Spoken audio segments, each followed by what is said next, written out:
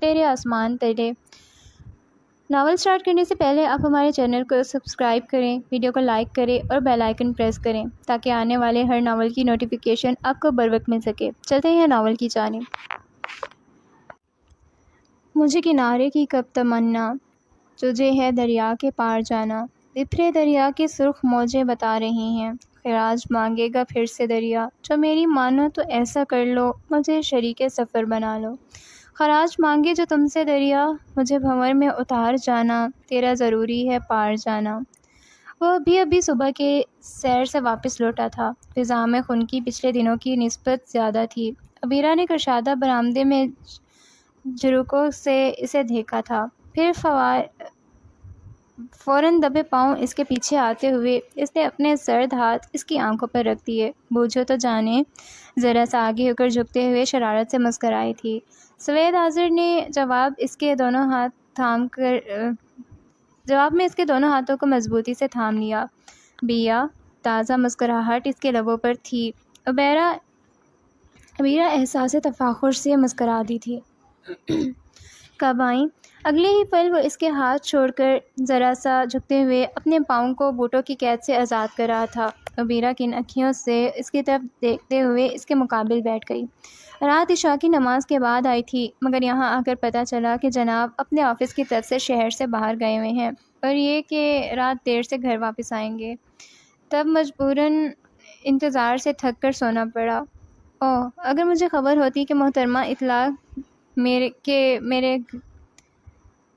کے میرے گھر تشریف فرما ہے تو یقیناً جلدی آ جاتا یا رات میں ہی نیند سے اٹھا لیتا، مگر چلو خیر، اب اپنے پاؤں پر کھڑا ہو گیا ہوں میں۔ اب کیا ارادے ہیں تمہارے؟ وہ دونوں جرابیں ہاتھوں میں لیے اب اس کے چہرے کی طرف دیکھ رہا تھا۔ عبیرہ کو بے ساختہ نگاہ چرانی پڑی۔ سوید، جی جانی سوید۔ وہ اس کے چہرے پر واضح اضطراب کی کہانی پڑھ رہا تھا۔ عبیرہ کی آنکھیں پل بھر میں آنسوں سے بھر آئی تھیں۔ کیا تم نہیں جانتے کہ اس وقت تمہارے گھر میں کیا چل رہا ہے؟ جانتا ہوں، مگر یہ نئی بات نہیں ہے میرے لیے۔ بچپن سے اب تک یہی ماحول دیکھتے ہوئے بڑا ہوا ہوں۔ تم ٹینشن مت لو۔ نہیں، تم اس طوفان سے باخبر نہیں ہو جو کسی بھی وقت آ سکتا ہے۔ میں جانتی ہوں روحیل انکل کو، وہ ضد کے بہت پکے ہیں۔ میں کچھ بھی غلط نہیں چاہتی۔ مجھ جیسی 100 عبیرائیں میرے چاند پر قربان۔ اس پر وہ رو پڑی تھی۔ سوید حاضر نے لب بھینچ کر رخ پھیر لیا تھا۔ تم بھول رہی ہو عبیرہ کہ میں بھی انہی کا ہی بیٹا ہوں۔ اگر وہ ضدی ہیں تو میری ضدی فطرت کا اندازہ بھی تمہیں بخوبی ہونا چاہیے۔ مجھے اندازہ ہے، مگر میں کسی بھی طور سے تمہارے نقصان نہیں چاہتی سوید۔ میں تمہیں اذیت میں نہیں دیکھ سکتی۔ تم نہیں جانتے یہ لوگ تمہارے ساتھ کیا کر سکتے ہیں۔ میں مزید خالہ امی کو تکلیف میں نہیں دیکھ سکتی۔ سوید، مجھ سے یہ اذیت برداشت نہیں ہو رہی۔ اس کے آنسو پھر سے شدت سے بہنے لگے تھے۔ ساری عمر کی اذیت سمیٹنے کا کہہ کر یہ تو مت کہو عبیرہ کہ تم مجھے اذیت میں نہیں دے سکتی۔ تم نہیں جانتی یہ لوگ تمہارے ساتھ کیا کر سکتے ہیں۔ میں مزید خالہ امی کو تکلیف میں نہیں دیکھ سکتی۔ اس کے آنسو پھر سے شدت سے بہنے لگے تھے، اور جہاں تک امی کی بات ہے تو وہ بھی نہیں چاہتی کہ ان کا اکلوتا ذہین اور فطین بیٹا ایک پاگل لڑکی سے شادی کرے، جیتے جی مر جائے۔ کوئی ماں ایسا نہیں چاہ سکتی۔ وہ صرف مجبور ہیں اور اپنی زندگی ان کی مجبوری پر قربان نہیں کر سکتا۔ سوید کا لہجہ اٹل تھا۔ عبیرہ اپنے آنسو پی کر رہ گئی تھی۔ تم سمجھنے کی کوشش کیوں نہیں کرتے سوید؟ یہ لوگ تم سے تمہارا سب کچھ چھین لیں گے، نکال دیں گے تمہیں اس گھر سے، اور تم جانتے ہو اگر ایسا ہوا تو خالہ امی ایک دن بھی زندہ نہیں رہ سکیں گی۔ پھر کیا کرو گے تم؟ کہاں سے لاؤ گے اپنی مامتا؟ زندگی میں لڑکیاں بہت مل جاتی ہیں چاند، مائیں نہیں ملتی، بھرائے لہجے میں کہا۔ عبیرہ کا یہ جملہ سوید کے دل پر گھونسے کی طرح لگا تھا۔ مجھے جذباتی بلیک میل مت کرو عبیرہ، پہلے ہی بہت ڈسٹرب ہوں میں، اور تو شکستہ مت کرو۔ یہاں یہ سب لوگ کم تھے کہ تم بھی۔ دکھ سے اس کا گلا روند گیا تھا۔ عبیرہ کا سر پھر جھک گیا تھا۔ شکستہ پاہی تو نہیں کرنا چاہتی میں تمہیں، اسی لیے تو دیکھو اب خود اپنا دل لہو لہان کر کے تمہیں کسی اور کی رفاقت کے لیے مجبور کرنے چلی آئی۔ کیا تم سمجھتے ہو سوید، کیا مجھے اس سے کوئی فرق نہیں پڑے گا؟ میں جو اتنی ٹچی ہوں تمہارے معاملے میں کہ تمہیں ہوا کا بھی چھونا ابھی برداشت نہیں ہوتا مجھ سے۔ کس دل سے تمہیں کسی اور کا ہونے کا کہہ رہی ہوں؟ کیا تم نہیں سمجھ سکتے؟ صرف تم میری محبت نہیں ہو سوید، میری دھڑکن، میرا ایمان، میرا سکون، میری کل کائنات ہو تم۔ بہت جذباتی ہوں تمہاری محبت کے معاملے میں مگر میں خالہ امی سے بھی بہت پیار کرتی ہوں سوید۔ میری وجہ سے ان کی جان چلی جائے گی، مجھے مر کر بھی یہ بات گوارا نہیں ہو سکتی۔ وہ میری خالہ نہیں، ماں ہے، ایک حقیقی ماں بن کر ہی پالا ہے انہوں نے مجھے۔ ان کے آنسو پر میں اپنی محبت تو کیا سارا جہان بھی وار دوں پھر بھی کم ہے۔ اور پھر انہوں نے مجھے بتایا ہے کہ وہ لڑکی قطعی اپنے ہوش اور حواس میں نہیں رہتی، سمجھو ٹوٹل پاگل ہے۔ میں تمہاری تو قریب بھی نہیں پھٹکے گی۔ یہ شادی صرف دکھاوا ہوگا سوید، اور کچھ بھی نہیں۔ اور شاید قسم کھا کر آئی تھی کہ اسے قائل کر کر رہے گی۔ سوید اندر سے مسمار ہوتا تلخی سے مسکرا دیا تھا۔ تو تم یہ طے کر کے آئی ہو کہ مجھے ہرا کر رہو گی؟ نہیں، تمہیں ہارا ہوا ہی تو نہیں دیکھنا چاہتی میں، اسی لیے تو شیئر کر رہی ہوں۔ ٹھیک ہے، مگر ایک شرط پر، ہتھیار پھینکوں گا میں۔ اس بار گہری سانس بوجھل فضا کے سپرد کرتے ہوئے اس نے عبیر کا دل دھڑکایا تھا۔ کیسی شرط؟ بہت انہونی نہیں ہے۔ میری زندگی کسی اور کے ساتھ شروع ہونے سے پہلے تم مجھ سے نکاح کرو گی، میری پہلی بیوی تم بنو گی۔ اگر منظور ہے تو ٹھیک ہے، میں بابا کی بات مان لیتا ہوں، اگر نہیں تو پھر ہونے دو جو ہوتا ہے۔ میں کسی کی کوئی بات نہیں مان رہا۔ وہ ضدی تھا، مگر عبیرہ کی محبت مخلص تھی۔ تبھی اس کی آنکھیں پھر ڈب آ گئیں۔ ٹھیک ہے، مجھے تمہاری ہر شرط منظور ہے۔ تو ٹھیک ہے، پھر جا کر کہہ دو ان لوگوں سے اندر کہ میں قربانی دینے کے لیے تیار ہوں، انہیں جو اوزار تیز کرنے ہیں کر لیں۔ اس بار سرت سے اپنی بات مکمل کرتا وہ پھر وہاں ٹھہرا نہیں تھا۔ عبیرہ سختی سے آنکھیں میچ کر مزید بہنے والے آنسوں کو پیتی پھر کتنی ہی دیر وہاں بیٹھی روتی رہی۔ زندگی کبھی ایسے کسی امتحان سے دوچار کرے گی اس نے سوچا بھی نہیں تھا۔ مومی، آذر بھیا آئے ہیں کیا؟ انہیں نہیں ملو گی؟ وہ لان میں بیٹھی جھولے سے ایک ایک پھول اٹھا کر اس سے پتی پتی کر رہی تھی جب مریم عباس اس کے قریب چلی آئی تھیں۔ اس کا سر بہت آہستگی سے نفی میں ہلا تھا۔ نہیں، کیوں؟ کہاں تو ایک ایک پل ان کی آواز سننے کو پاگل ہوئی رہتی تھی، اور کہاں اب وہ واپس لوٹ آئے ہیں تو سننا ہی گوارا نہیں۔ خیر تو ہے۔ مریم کو اس کے نہیں نے حیران کیا تھا۔ وہ بیزار سی اس کے قریب سے اٹھ گئی تھی۔ وہ بہت بدل گیا ہے مریم، اب اس میں وہ 5 سال پہلے والی کوئی بات نہیں رہی۔ تم یہ کیسے کہہ سکتی ہو؟ میں نے اسے دیکھا ہے مریم، اس سے قرۃ العین کے علاوہ دنیا میں کوئی دوسری چیز دکھائی ہی نہیں دیتی۔ 5 سال میں یہاں اس کے لیے پل پل میں تڑپی ہوں، مگر وہ گھمنڈی ہے، بے حس شخص۔ اس نے ایک بار بھی تم سے یا کسی اور سے میرا نہیں پوچھا۔ اسے اپنی زندگی میں میرا ہونے یا نہ ہونے سے کوئی فرق نہیں پڑتا مریم۔ وہ آزردہ تھی۔ مریم دھیمے سے مسکرا دی تھی۔ پاگل ہو تم، اور کچھ نہیں۔ ایک طرف جنونی محبت کا دعویٰ اور دوسری طرف ایسی شدید بدگمانی۔ ہائے، کیا بنے گا میرے اکلوتے بھائی کا؟ اس کے مصنوعی آہ بھرنے پر وہ چڑی تھی۔ محبت تو کرتی ہوں نا یار، وہ تھوڑی محبت کرتا ہے مجھ سے۔ وہ بھی کرنے لگیں گے، کوشش جاری رکھو۔ قطرہ قطرہ پانی سے سنا ہے پتھر میں بھی شگاف پڑ جاتا ہے۔ تمہارا بھائی پتھر سے بھی بڑھ کر ہے۔ اچھا، میں تو صرف تمہارے لیے دعا ہی کر سکتی ہوں، آگے تمہارا نصیب۔ مریم ہنسی تھی۔ مومی تب کر ہاتھ میں پکڑے پھول کی پتیاں اس پر غصے سے اچھالتے وہاں سے رخصت ہو گئی تھی، جبکہ اپنے کمرے میں اوپر ٹیرس پر کھڑا آذر عباس اس کی اس حرکت پر نرمی سے مسکرا دیا تھا۔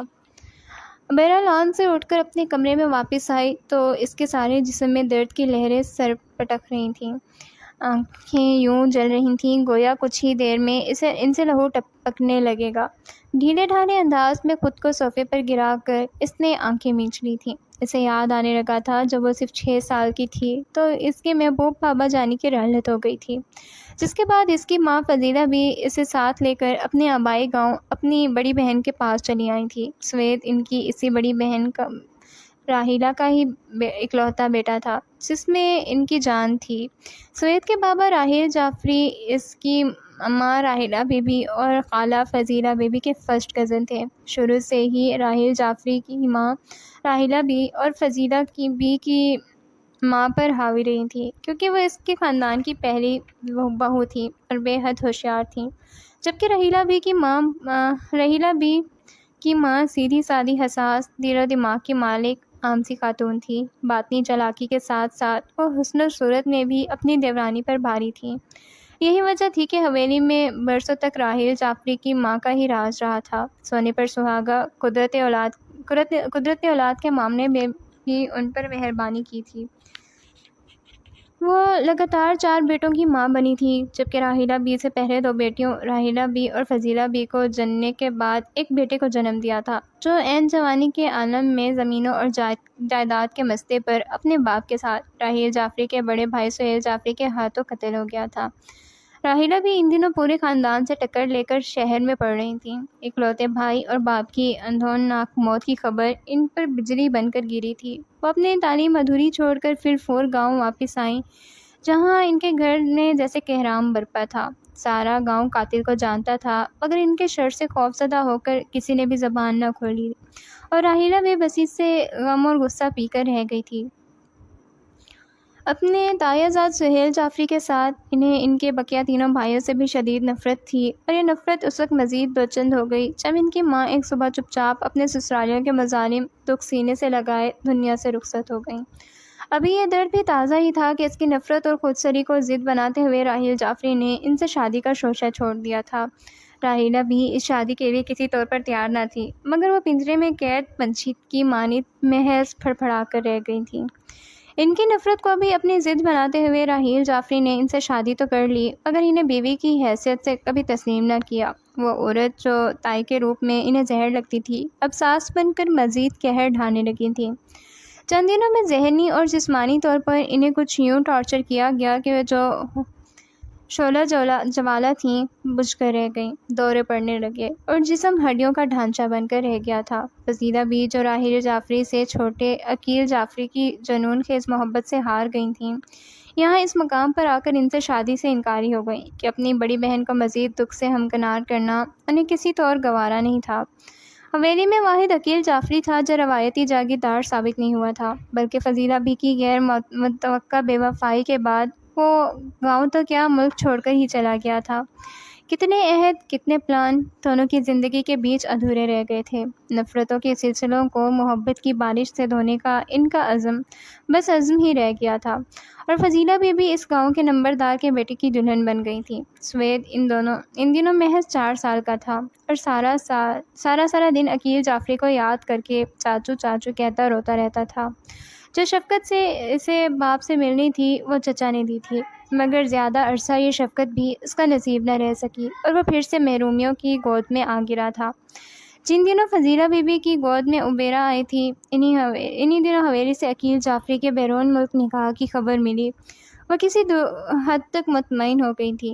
4 سالہ ننھے سوید کے ذہن سے عقیل کا تصور بھی نکل گیا تھا، البتہ وہ ابیرہ کو پا کر بہت مسرور تھا۔ اس کا بس نہیں چلتا تھا کہ ابیرہ سارا دن ان کی باہوں میں کھیلنے کے بعد رات کو بھی اسی کے پاس سوئے۔ اس کی یہ خواہش پوری ہوئی تھی، مگر پورے 6 سال بعد، جب فضیلہ بی پر شوہر کی ناگہانی اچانک موت نے فالج کا اٹیک کر دیا تھا، اور وہ زندہ لاش بن کر محض بستر کی ہو کر رہ گئی تھیں۔ ایسے میں راحیلہ بی ہی تمام تر مشکلات اور اذیتوں کا سامنا کرتے ہوئے نہ صرف ان کی دیکھ بھال بلکہ ابیرہ کو بھی سنبھال رہی تھیں۔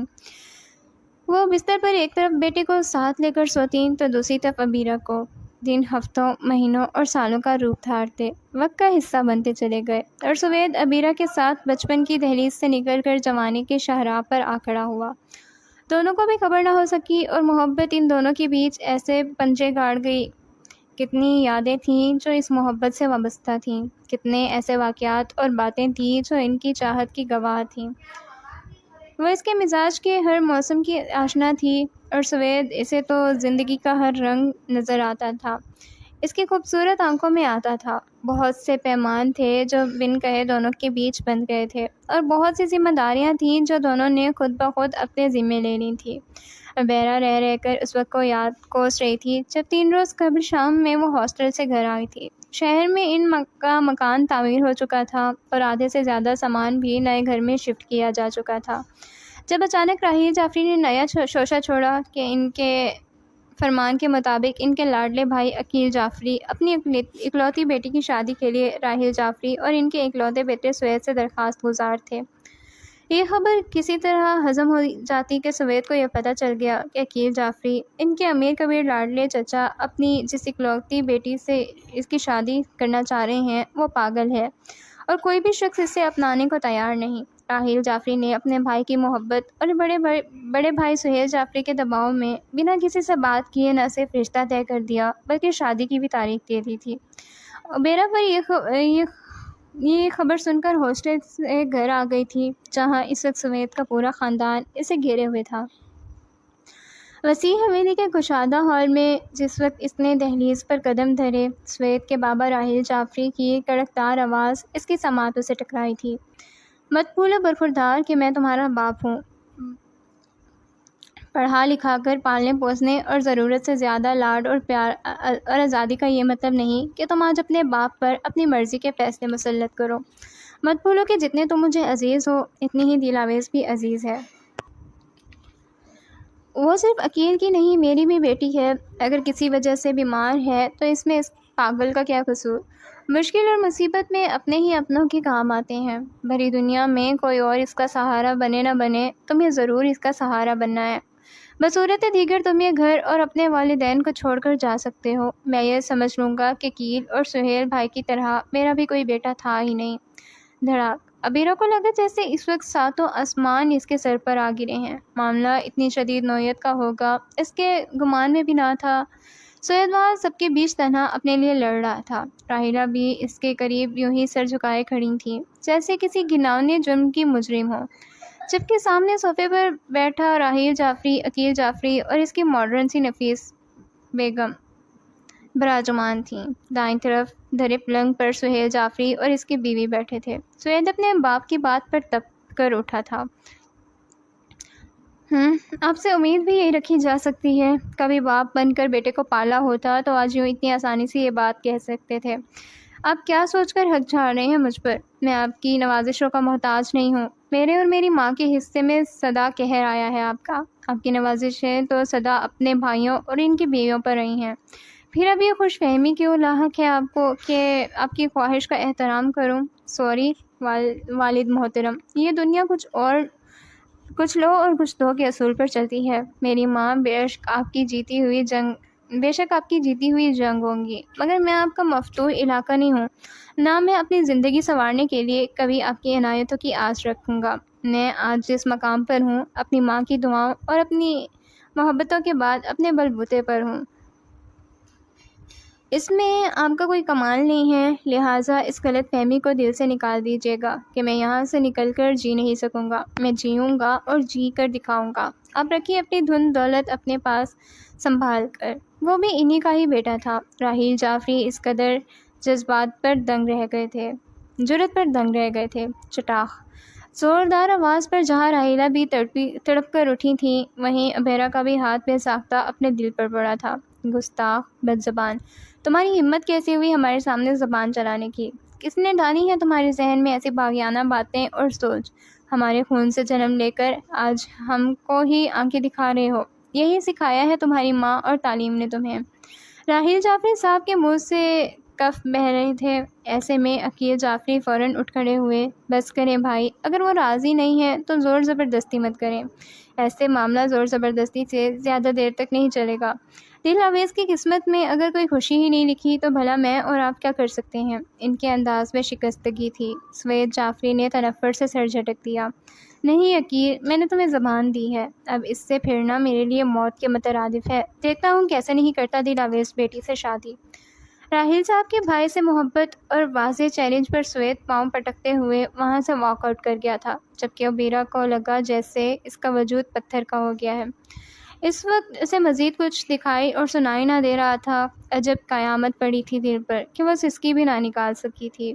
اسی رات سوید بنا کسی کو بتائے گھر چھوڑ کر چلا گیا تھا، اور اسی رات راحیلہ بھی ہارٹ اٹیک کا شکار ہو کر بامشکل منتوں اور دعاؤں سے زندگی کی طرف واپس لوٹی تھی۔ سوید اس متوقع حادثے پر فوراً گھر تو واپس لوٹ آیا تھا، مگر اس نے ہتھیار نہیں پھینکے تھے۔ راحیل جعفری صاحب سے مکمل خفا، وہ پورا ایک ہفتہ سب سے لڑا تھا، مگر بالآخر عبیرہ نے اسے ہار ماننے پر مجبور کر ہی ڈالا تھا۔ اس رات وہ روئی تھی، اور اتنا روئی تھی کہ صبح اس کا پورا وجود تیز بخار میں جل رہا تھا۔ اپنی ماں اور خالہ کی محبت میں مجبور ہو کر اس نے اپنا پیار قربان کرنے کا حوصلہ کر لیا تھا، مگر اب جو وقت گزر رہا تھا ایسے جیسے جان نکلتی محسوس ہو رہی تھی۔ سخت گرمی کی چلچلاتی دھوپ میں جس وقت اسے سوید کی بائک کا ہارن سنائی دیا، وہ بالکل سی لب کاٹ کر رہ گئی تھی۔ ساری رات آنکھوں میں کاٹنے کے بعد بھی اسے کچھ سمجھ میں نہیں آ رہا تھا کہ وہ کیا کرے۔ سوید ہارن پہ ہارن بجا رہا تھا، وہ بہت مجبور ہو کر اس کی طرف بڑھی تھی۔ بیٹھو۔ کالج گیٹ سے نکل کر جو ہی اس کی طرف بڑھی، اس نے فوراً حکم صادر کیا۔ عبیرہ نے اسے دیکھا، اس وقت وہ سخت تناؤ کا شکار دکھائی دے رہا تھا۔ تبھی وہ منمنائے، سوید I'm sorry، میں ایسا نہیں کر سکتی، یہ صحیح نہیں ہے۔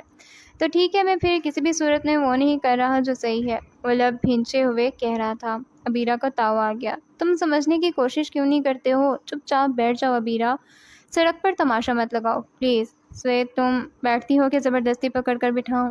اب کہ وہ غصے ہوا تھا۔ عبیرہ بے بسی سے ایک نظر اسے دیکھتی چپ چاپ بیٹھ گئی تھی۔ اگلے 30 منٹ میں وہ اپنے کسی جاننے والے وکیل کے پاس بیٹھا اس سے سارا احوال سنا رہا تھا۔ عبیرہ اس دوران خاموش بیٹھی اپنی شور مچاتی دھڑکنوں کو سنبھالنے اور سمجھنے کی کوشش کرتی رہی تھی۔ کچھ ہی دیر میں وہ سوید کے ساتھ کورٹ کے باہر کھڑی تھی اور اگلے چند لمحوں میں کچھ ضروری کاغذات پر چند دستخط گھسیٹ دینے کے بعد وہ عبیرہ شرازی سے عبیرہ سوید ہو گئی تھی۔ ٹانگوں کے ساتھ ساتھ اس وقت اس کی انگلیاں بھی کانپ رہی تھیں۔ اگر سوید کی محبت اور گرم ہاتھ کی حرارت نے اسے حوصلہ دیا تھا، وہ خوش تھا، بے حد خوش۔ ساتھ ہی اس کے دوست بھی خوش تھے۔ کورٹ سے رخصتی کے بعد وہ جب اسے اپنے ایک دوست کے گھر لے آیا تو اس کا چہرہ خوشی سے تمتما رہا تھا۔ والٹ میں موجود سارے پیسے اس نے کورٹ اور دوستوں میں مٹھائی کے لیے بانٹ دیے تھے۔ عبیرہ بس اسے دیکھتی رہ گئی تھی۔ تھینکس میری جان کہ تم نے مجھے سے محبت کی، اس پرکٹھن راہ پر بے آسرا تنہا بھٹکنے کے لیے نہیں چھوڑا۔ میں بہت خوش ہوں عبیرہ، اتنا کہ تم تصور بھی نہیں کر سکتی۔ اور ہاں، آج سے میرا وعدہ ہے، تم سے بیوی ہونے کا حق میں صرف اور صرف تمہیں دوں گا۔ اس پاگل سے شادی کاغذی کارروائی کے سوا اور کچھ نہیں ہوگی۔ جیسے ہی حالات ہمارے حق میں ہوئے، وہ کاغذی بندھن بھی توڑ دوں گا۔ میرے بچے اگر دنیا میں آئیں گے تو صرف تم سے، سمجھی؟ جگر جگر کرتی چمکتی روشن سیاہ آنکھوں میں اس کے لیے محبت ہی محبت تھی۔ عبیرہ نے پرسکون ہو کر اپنا سر اس کے کندھے پر ٹکا دیا تھا۔ سوید کی نرم گداز انگلیاں جانے کتنی ہی دیر اس کے سر کے بالوں کو سہلاتے ہوئے اس کو پر عجیب سا سحر طاری کر رہی تھیں۔ آذر عباس حال ہی میں اپنی تعلیم مکمل کر کے پاکستان واپس اپنے گھر لوٹا تھا۔ عمر میں وہ مومی اور مریم سے پورے 5 سال بڑا تھا۔ اس سے 2 سال بڑا یاسر یزدار عباس تھا، جس نے لندن میں ہی اپنے والد کی رحلت کے بعد ان کا کاروبار سنبھالا تھا۔ مومی ان کی اکلوتی خالہ زاد کزن تھی، جس کے نازک سراپے اور بے جا لاڈ پیار کے باعث انہی کی مما آسیہ بیگم نے اس کا نام پیار سے مومی رکھ دیا تھا۔ آذر کو یاد تھا جب وہ لوگ چھوٹے تھے تو دن بھر کی معمولی سی باتوں پر کتنا لڑتے تھے۔ وہ غصہ ہو کر اس کے بال کھینچتا تو مومی غضبناک ہو کر اپنے دانت اس کے بازو میں گاڑ دیا کرتی تھی۔ کبھی کبھی وہ ڈانٹتی اتنی شدت سے کاٹتی تھی کہ وہاں زخم بن جاتا تھا۔ اب بھی اس کے بائیں بازو پر مومی کے دانتوں کے نشان زخم کی صورت میں رقم تھے، تاہم وقت کے ساتھ ساتھ ان زخموں پر کھرنڈ آ گیا تھا۔ مومی اور مریم نے میٹرک تک اسی کی درسگاہ میں تعلیمی مدارج طے کیے تھے۔ یہی وجہ تھی کہ جھگڑوں کے باوجود وہ اسکول میں ان دونوں کا خاصا خیال رکھتا تھا۔ میٹرک کے بعد مومی کے والدین نے اچانک پاکستان واپس آنے کا فیصلہ کیا تو وہ بے قرار ہو گئی۔ مریم اور آذر کے بغیر کہیں رہنے کا خیال ہی اس کے لیے سوہانے روح تھا۔ یہی وجہ تھی کہ اس نے وہیں رہ کر مزید پڑھنے کی ضد کر لی۔ آذر کو اس کی ضد کا پتہ چلا تو وہ بے حد حیران ہوا۔ کہاں تو ان کی لڑائیاں ہی ختم نہیں ہوتی تھیں اور کہاں اب وہ موم کی گڑیا اس کے لیے رو رو کر بے حال ہو رہی تھی۔ اپنی اس حیرانی کو دور کرنے کے لیے وہ اس کے کمرے میں اس کی ضد کی وجہ پوچھنے کے لیے آیا، جب وہ مسلسل آنکھیں صاف کرتے ہوئے بولی، آذر تمہارے بغیر پاکستان میں میرا دل نہیں لگے گا۔ وہ کہہ تو ایسے رہی ہو جیسے پتہ نہیں کتنی گہری دوستی ہو ہماری۔ جنگلی بلی، تم تو کل کو شادی کے لیے بھی یوں ہی اڑ جاؤ گی کہ مجھے تو آذر سے ہی شادی کرنی ہے اور کسی کے ساتھ میرا دل نہیں لگے گا۔ ہاں تو اور کیا، شادی بھی تم سے ہی کرنی ہے مجھے اور کسی سے نہیں۔ جی نہیں محترمہ، معاف کرو مجھے، میں باز آیا۔ ساری عمر کے لیے یہ مصیبت مول لینے سے کیا میں مصیبت ہوں؟ مومی کو اس کے صاف جواب پر اب سخت صدمہ ہوا تھا۔ وہ شگفتگی سے مسکرا دیا، اور نہیں تو کیا، پوری چڑیل ہو۔ جنگلی بلی، تم خود ہو کہ جنگلی بلے. اچھا خبردار، جو دوبارہ مجھ سے بات کی تو میں جا رہی ہوں پاکستان، اپنے ددیال والوں کے پاس. تم رہنا یہاں اپنی اینی ٹینی کے ساتھ خوش اور خرم. اس کی توقع کے عین مطابق وہ چڑھی تھی اور آذر بے ساختہ ہنس دیا تھا. پھر اس کے بعد وہ اس کے لاکھ روکنے اور منانے کے باوجود اپنے والدین کے ساتھ پاکستان چلی آئی تھی، جبکہ آذر عباس اس کی ضد پر کرتا رہ گیا تھا. مومی کے بغیر لنڈن جیسے خوبصورت ایڈوانس شہر میں اس کے 5 سال بہت اداس گزرے تھے. ایک طرح سے اسے مومی کو چڑھانے، رلانے اور پھر منانے کی عادت سی پڑ گئی تھی. اسے اشتعال دلا کر پھر اس کا جارحانہ روپ دیکھنا بہت لطف دیتا تھا اسے، مگر دلی غصے کی وجہ سے اسے کبھی بھی اس پر یہ بات کھلنے نہ دی تھی. وہ پاکستان سے آئی اس کی میز تک کا جواب بھی نہیں دیا کرتا تھا. قرۃ العین جو بروکن فیملی کی ٹوٹی پھوٹی سی سمجھدار لڑکی تھی اور پوری کلاس میں اس کی واحد عزیز دوست تھی، اکثر اسے مومی کے حوالے سے چھیڑتی تھی اور وہ کبھی بھی ہنس کر کبھی ڈانٹ کر اسے ٹال دیا کرتا تھا. اس کی فیملی مومی لوگوں کے لنڈن سے کوچ کے 1 سال بعد ہی پاکستان شفٹ ہو گئی تھی، مگر وہ پاکستان نہیں آیا تھا. اپنی تعلیم مکمل ہونے کے بعد وہ یاسر عباس کے ساتھ لنڈن میں ہی رہا تھا، اور یہی وہ بات تھی جس نے مومی کو سب سے زیادہ ہرٹ کیا تھا. پورے 5 سال کے بعد پاکستان واپسی پر اینی بھی اس کے ہمراہ تھی. وہ پاکستان میں اس کے ساتھ مل کر بزنس سٹارٹ کرنا چاہتی تھی اور آذر کے لیے یہ خوشی کی بات تھی. تاہم اپنی واپسی پر شوق کے دید سے بے حال مومی کو جو نکھر کر اور بھی پیاری ہو گئی تھی، اس نے جان بوجھ کر نظر انداز کیا تھا. ایسے بھی اس کی سوچ میں بہت میچورٹی آ گئی تھی. وہ اس سے پچھلے 5 سال کی جدائی کا بدلہ اپنے ہی انداز میں لینے کا ارادہ کیے ہوئے تھا. راحیلہ بی اور فضیلہ بی کو سوید آذر کے کارنامے کی خبر ہو چکی تھی. وہ دونوں اس پر بے حد مسرور تھیں. تاہم فضیلہ بی کے دل کو کچھ وسوسے ضرور گھیرے ہوئے تھے. سوید ابیرہ کے ساتھ گھر واپس لوٹا تو وہ کتنی ہی دیر اس کا منہ چومتے ہوئے زاروں قطار رو رہی تھیں. وہ بد نصیب تھیں، اپنا پیار نہیں پا سکی تھیں. تاہم ان کی بیٹی کے آنکھوں کے خواب ضرور تعبیر پا گئے تھے. دوسری جانب راحیلہ بھی اپنی دل کی تمنا کی تکمیل کے لیے اپنے بیٹے کے جرأت اور جائز حکمت عملی پر ازحد مطمئن اور مشکور تھیں. ان کا دل اپنے سونے رب کا شکر ادا کرتا نہ تھک رہا تھا. حویلی میں دلاویز جعفری سے سوید کے نکاح کی تیاریاں شروع ہو چکی تھیں. تاہم اب انہیں سے کوئی فرق نہیں پڑتا تھا. وہ مسرور تھیں کہ انہوں نے دل سے جس لڑکی کو بہو کے روپ میں دیکھنے کی خواہش کی تھی، بالآخر پہلے وہی لڑکی ان کی اکلوتی بہو کے منصب پر فائز ہوئی تھی. اس روز دلاویز جعفری کے ساتھ سوید کے نکاح کی تقریب تھی. دلاویز کی خراب طبیعت کے پیش نظر شادی کے دیگر رسومات سے پرہیز کرتے ہوئے صرف نکاح کی تقریب ہی شان شایان طریقے سے ارینج کرنے کا اہتمام کیا گیا تھا. ابیرہ کو اس روز ہلکا ہلکا بخار تھا. سوید شہر میں تمام انتظامات دیکھ بھال کر اپنے گاؤں واپس آیا تو راحیلہ بیوی سے مل کر سیدھا اس کی طرف چلا آیا، جو اس وقت مغرب کی نماز کی ادائیگی کے بعد جائے نماز پر بیٹھی چپ چاپ آنسو بہاتی ہوئی دعا مانگ رہی تھی. سوید ایک سرسری نگاہ اس کے بھیگے چہرے پر ڈالنے کے بعد کسی لاابالی بچے کی مانند اس کی گود میں سر رکھ کر زمین پر ہی لیٹ گیا تھا. ابیرہ نے چونک کر فوراً سے بیشتر دعا سمیٹتے ہوئے آنکھیں اور آنسو پہنچے تھے. جب سوید نے محبت سے اس کے دونوں ہاتھ تھام لیے. لو، مجھے ہی مانگ رہی تھی نا اللہ سے، میں آ گیا. مہربانی مگر اٹھو یہاں سے.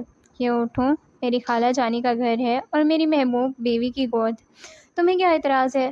پاگل ہو تم اور کچھ نہیں. ابیرہ نے بے ساختہ نگاہ چراتے ہوئے اپنے آنسو اسے چھپانا چاہے تھے. جب وہ بولا، رو کیوں رہی ہو ابیرہ؟ میں تو وہی کر رہا ہوں جو تم نے مجھ سے چاہا ہے، ورنہ ایک پاگل سی لڑکی سے شادی میں بھلا میرا کیا انٹرسٹ ہو سکتا ہے؟ خود سوچو، میرے تو سارے جذبے صرف تم سے وابستہ ہیں، اس لیے آج رات تقریب میں تم میرے ساتھ رہو گی، سمجھی؟ نمک سے سر ہلاتے ہوئے اسے بے حد پیاری لگی تھی. چلو شاباش، اب یہاں سے پہنچو، نہیں تو میں ہونٹوں سے چنوں گا تو پھر تم شکایت کرو گی. وہ پھر شرارت پر آمادہ تھا. ابیرہ نے ہلکا سا مکہ بنا کر اس کے چوڑے سینے پر رسید کیا. زیادہ رومانس جھاڑنے کی ضرورت نہیں ہے. اچھا ضرورت ہے یار، میری ماما بہت بے تابی سے اپنی گود میں میرے بچے کھلانے کی خواہش مند ہے. وہ کب باز آنے والا تھا؟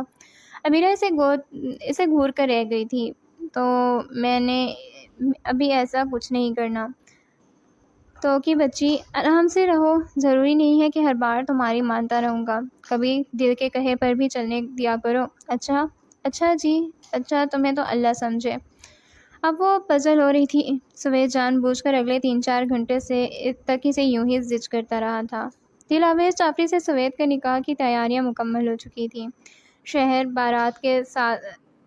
بارات کے ساتھ روانہ ہونے سے پہلے پھر عبیرہ کی طرف اور فضیلہ بی کو لینے آیا تھا۔ جب اسے سادہ سے کپڑوں میں ہلکا پھلکا تیار دیکھ کر بالخود سا اس کے قریب چلا آیا۔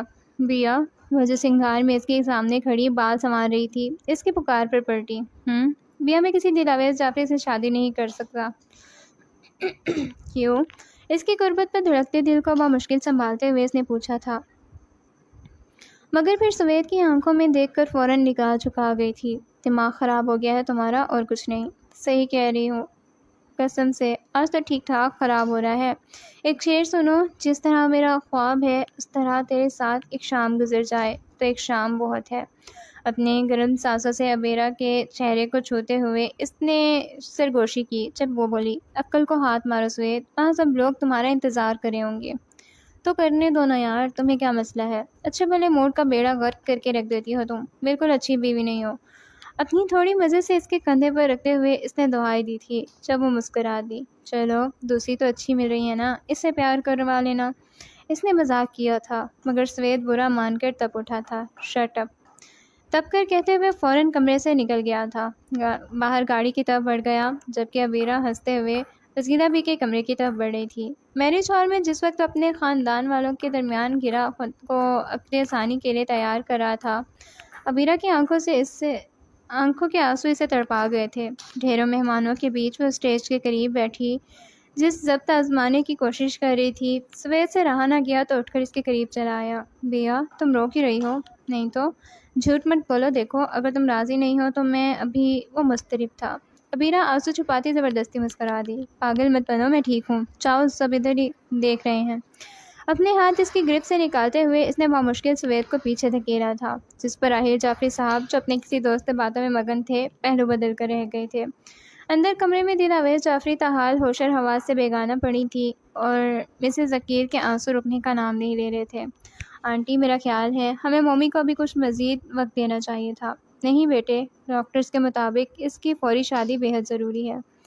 مگر اللہ سب بہتر کر دے گا مریم، تم کسی طرح اس کا ذہن اس طرف بٹاؤ پلیز۔ ٹھیک ہے، میں کوشش کرتی ہوں۔ تھکن اور اندیکھے درد کی آمیزش نے اس کا لہجہ بھاری بنا دیا تھا۔ مسز ذکیر قدرے مطمئن سی کمرے سے نکل گئی تھیں۔ سوید نے الجھے دل و دماغ کے ساتھ نکاح نامے پر سائن کیے اور پھر جبراً مسکرا کر سب سے نکاح کی مبارکباد وصول کی۔ اس دوران اس نے نہ تو دلہن کو دیکھنے کی خواہش کا اظہار کیا، نہ اس معاملے میں اس کی کوئی دلچسپی سامنے آ سکی۔ نکاح کے بعد کھانے کا دور چلا تو وہ عبیرہ کو لے کر میرج ہال سے نکل آیا چپکے سے۔ بس اب تو خوش ہونا عبیرہ، میں نے بانٹ دیا خود کو 2 حصوں میں۔ نہیں، کاغذ کے اس جبری تعلق کو میں کوئی اہمیت نہیں دیتی۔ تم میرے ہو اور زندگی کی آخری سانس تک صرف میرے ہی رہو گے۔ سوید کا بازو اپنے بازو کی گرفت میں لے اس نے آہستہ سے اپنے ہونٹ اس کی تھوڑی سے ٹچ کیے تھے۔ سوید جیسے بے جان سا گاڑی میں آ بیٹھا۔ یہ یقین ہمیشہ قائم رکھنا عبیرہ، کیونکہ جس دن تمہارے اور میرے بیچ ذرا سی بھی غلط فہمی آئی، میں اس دن مر جاؤں گا۔ پاگل ہو گئے ہو، تڑپ کر کہتے ہوئے عبیرہ نے اپنا ہاتھ اس کے منہ پر رکھ دیا تھا۔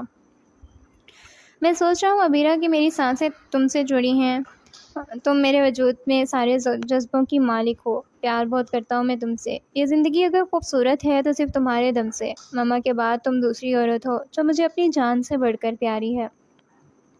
وہ جذباتی ہو رہا تھا۔ عبیرہ نے محبت پاش نگاہوں سے اسے دیکھتے ہوئے اس کا سر اپنے سینے سے لگایا۔ تم بھی میرا ایمان ہو سوید، زندگی کی آخری سانس تک میری وفا تمہاری ہم سفر رہے گی۔ سوید کی آنکھوں میں نمی اسے رلا گئی تھی۔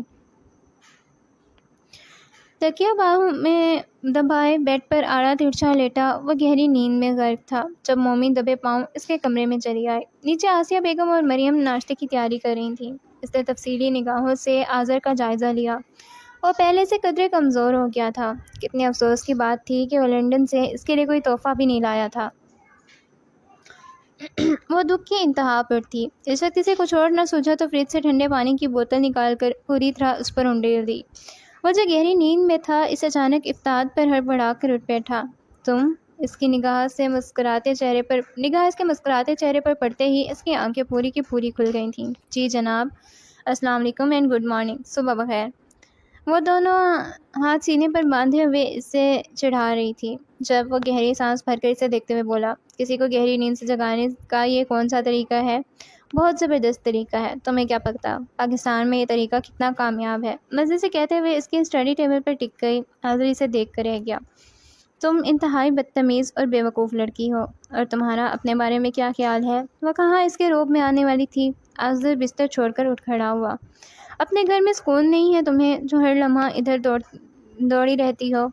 تمہیں کیا تکلیف ہے؟ میری خالہ کا گھر ہے، جب دل چاہے گا آ جاؤں۔ تمہیں کیا بہت بولنا آ گیا ہے؟ اچھی تمیز سیکھی ہے یہاں آ کر۔ اسے برا لگا تھا۔ مومی سے منہ چڑھا کر رہ گئی۔ اگلے 3-4 روز وہ اینی کے ساتھ کام میں بے حد مصروف رہا تھا۔ مومی کا بس نہ چلتا کہ اینی کو شوٹ کر ڈالتی، جو لندن کے بعد پاکستان میں بھی اس کے گلے کا ہار بن کر رہ گئی تھی۔ اس وقت بھی وہ اس کے ساتھ گھر کے لان میں بیٹھا کسی ضروری امور پر ڈسکس کر رہا تھا جب وہ مریم کے ساتھ اسلامک اکیڈمی سے واپسی کی طرف اس کی طرف چلی آئی تھی۔ مریم، تم مانو نہ مانو، تمہارا بھائی ضرور اس اینی چڑیل سے شادی کرے گا۔ وہ جلی تھی۔ مریم مسکرا دی۔ ایسی کوئی بات نہیں ہے یار، وہ صرف بھائی کی اچھی دوست ہے اور بس۔ ہاں، تم تو یہی کہو گی، آخر ہو نا بھائی کی چمچی۔ پاگل ہو تم اور کچھ بھی نہیں، مریم نے کہکا لگایا تھا۔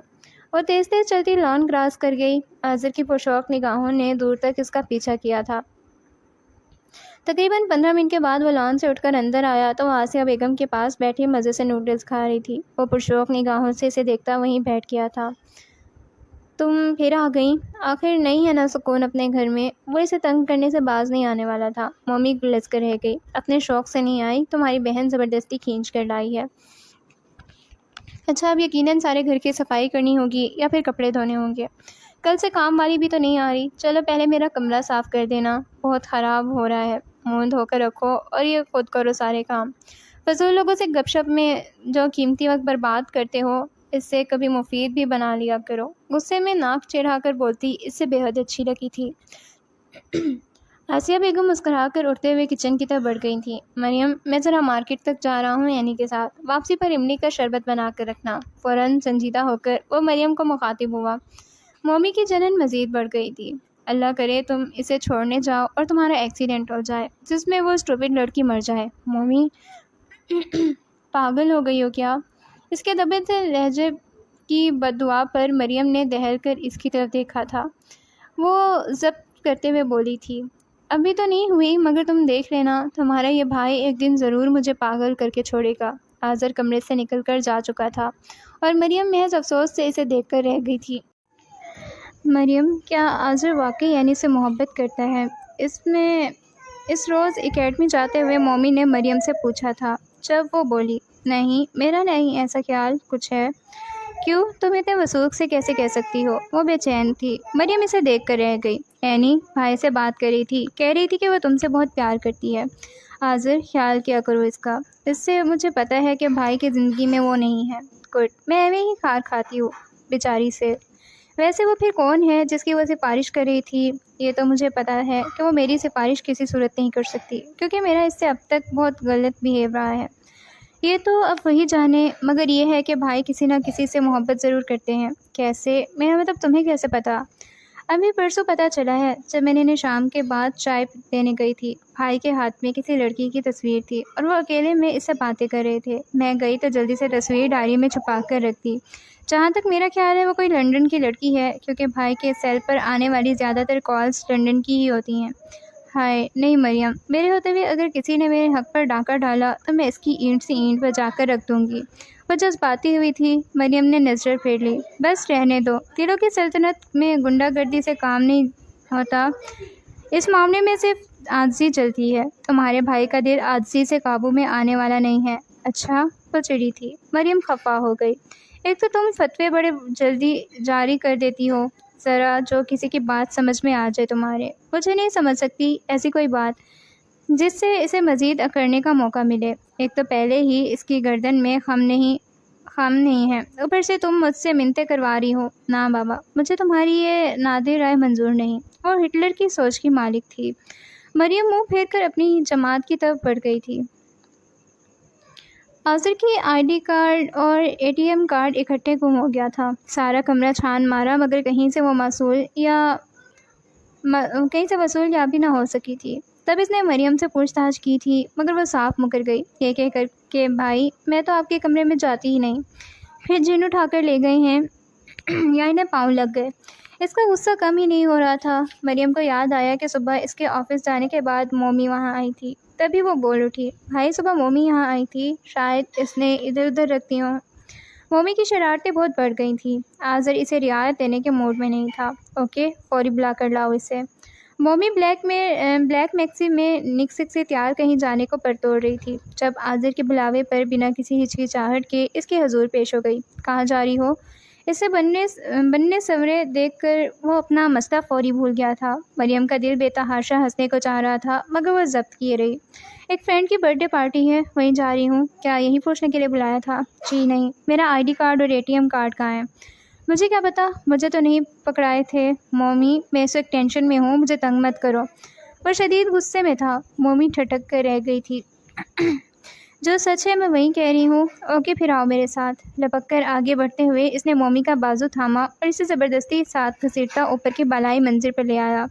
مومی اس وقت اس کا موڈ سمجھنے سے قطعی قاصر تھی۔ وہ ٹیرس کے قریب آیا اور اس سے پہلے کہ مومی اس کا ارادہ جانتی اس نے اسے بازو سے پکڑ کر ٹیرس سے نیچے لٹکا دیا۔ وہ چیختی رہی اور اس کا دل لمحے میں خشک پتے کی مانند لرز کر رہ گیا تھا۔ اب بولو، مجھے تنگ کرنے سے باز آؤ گی یا نہیں؟ آذر وہ خوف سے چیخ رہی تھی مگر وہ بے نیاز تھا۔ میرے کارڈ واپس کرتی ہو یا پھینک دوں نیچے؟ آذر، مومی کا لہجہ خوف اور دکھ سے پھٹ رہا تھا۔ وہ جیسے آذر کی کوئی بات سن نہیں پا رہی تھی۔ مریم بھاگتے ہوئے اوپر آئی اور پھر سامنے کا منظر دیکھ کر وہ بھی پریشان ہو گئی۔ موم کے سانچے میں ڈھلی اس کی وہ پیاری سی کزن آذر عباس کے دو مضبوط بازوں کے سہارے فضا میں لٹکی ہوئی تھی۔ بھائی یہ کیا کر رہے ہیں؟ وہ پریشان سے اس کے قریب آئی تھی جب وہ بولا، تم چپ رہو مریم، اسے اس کی شیطانیوں کی سزا ملنی چاہیے۔ مومی کا رنگ اب سفید پڑ رہا تھا۔ آذر کو نہ چاہتے ہوئے بھی اسے واپس کھینچنا پڑا۔ بولا، باز آؤ گی اپنی حرکتوں سے کہ نہیں؟ وہ ذرا سا نرم پڑا تھا۔ مومی سے اپنی سانسیں درست کرنا دشوار ہو گیا تھا۔ مومی تم ٹھیک ہو؟ مریم پریشانی سے آگے بڑھ رہی تھی مگر مومی نے اس کا ہاتھ جھٹک دیا اور اب وہ رو رہی تھی۔ آذر عباس کی ٹینشن مزید بڑھ گئی تھی۔ تو تم اپنی فضول حرکتوں سے باز نہیں آؤ گی؟ شٹ اپ، مجھے نہیں پتا تھا کہ میں تمہارے لیے اتنی سستی ہوں۔ خبردار جو کبھی دوبارہ مجھے چھونے کی کوشش کی تو۔ اس کی بھیگی آنکھوں میں جیسے آگ دہک رہی تھی۔ آذر کچھ دیر اسے سنجیدگی سے دیکھتا رہا اور واپس پلٹ گیا جبکہ مریم اب اس کی دہکی ہوئی آنکھ کو سرد کرنے کی کوشش کر رہی تھی۔ ٹی وی لاؤنج میں ٹیلی ویژن فل آواز کے ساتھ چل رہا تھا جبکہ وہ اس کے سامنے بیٹھی جیسے وہاں ہوتے ہوئے بھی وہاں نہیں تھی۔ وہ چھوٹی سی تھی جب اس کی ماں زبردستی اس کے پاپا سے ڈائیورس لے کر علیحدہ ہو گئی تھی۔ قرۃ العین کے لیے وہ وقت زندگی کا سب سے کٹھن وقت تھا مگر پھر اس سے بھی برا وقت تب آیا جب اس کے پاپا نے بھی دوسری شادی کر لی۔ وہ جیسے اپنے ہی گھر میں ایک پالتو سی شے کی حیثیت اختیار کر گئی تھی۔ ایسے میں آذر کی فیملی اور دوستی نے اسے بہت سہارا دیا تھا۔ وہ جو مایوسیوں اور غموں کے حصار میں قید ہو کر چلی تھی، آذر کے ساتھ نے اسے دوبارہ زندگی کی طرف واپس کھینچ لیا تھا۔ وقت گزرنے کے ساتھ ساتھ وہ جیسے اس کی فیملی کا حصہ بنتی چلی گئی تھی۔ اسے اس تنہائی اور وحشت کا احساس نہیں رہا تھا جو کچھ روز پہلے اسے دیمک کی طرح چاٹ رہا تھا۔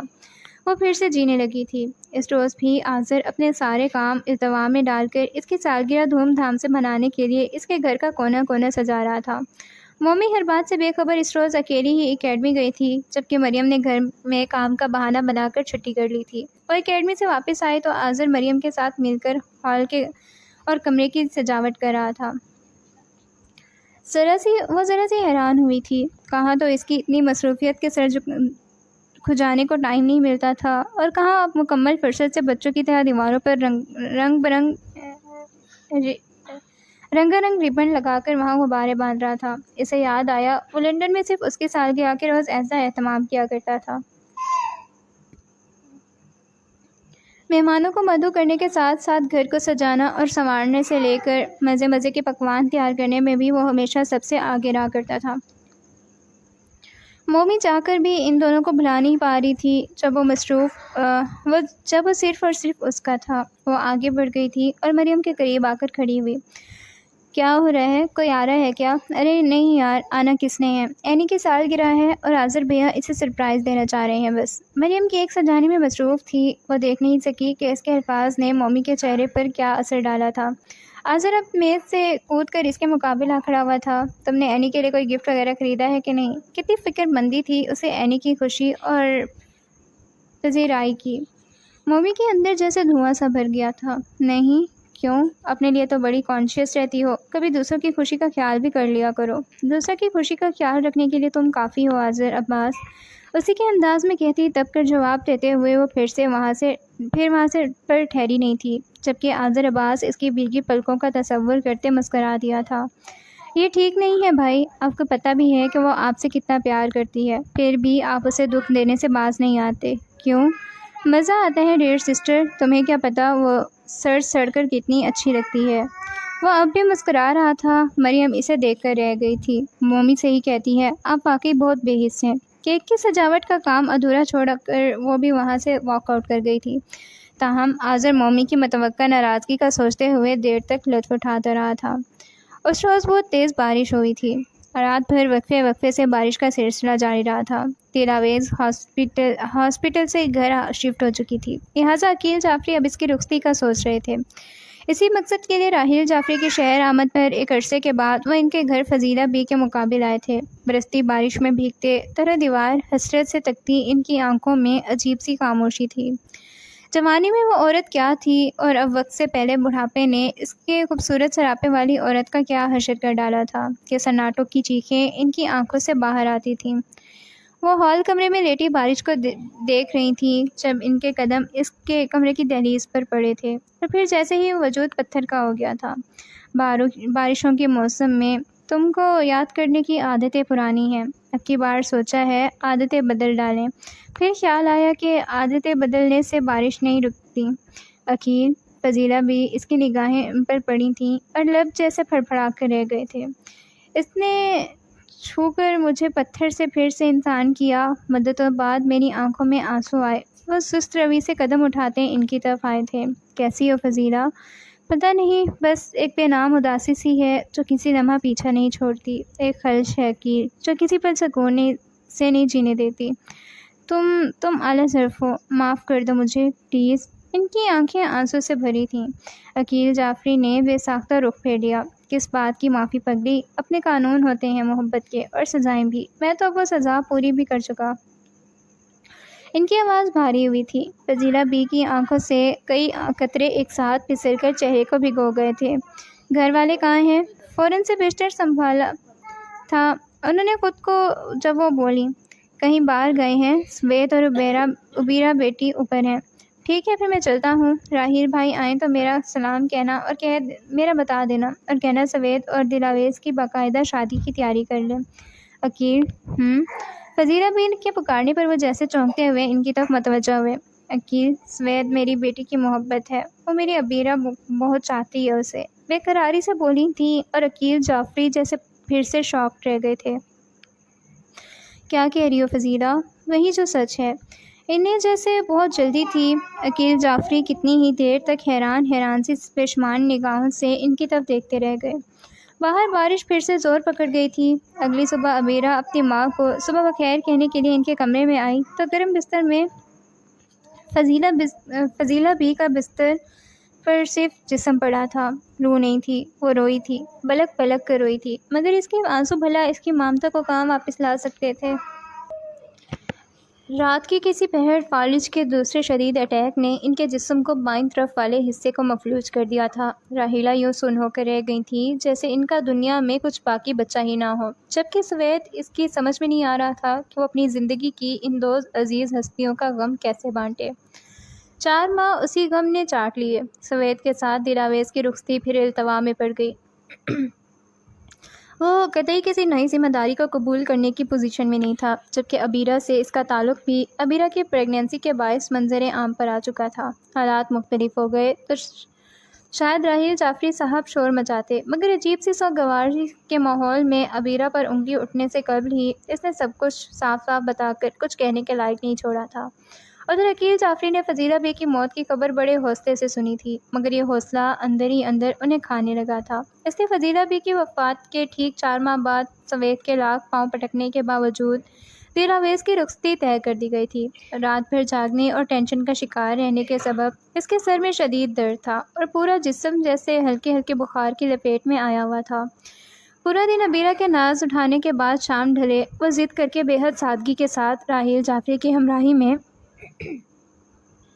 عقیل منزل کی طرف آیا تھا، جس کے شاندار در و دیوار سے چھلکتی عجیب سی وحشت نے اس کا بڑا پرتپاک استقبال کیا تھا۔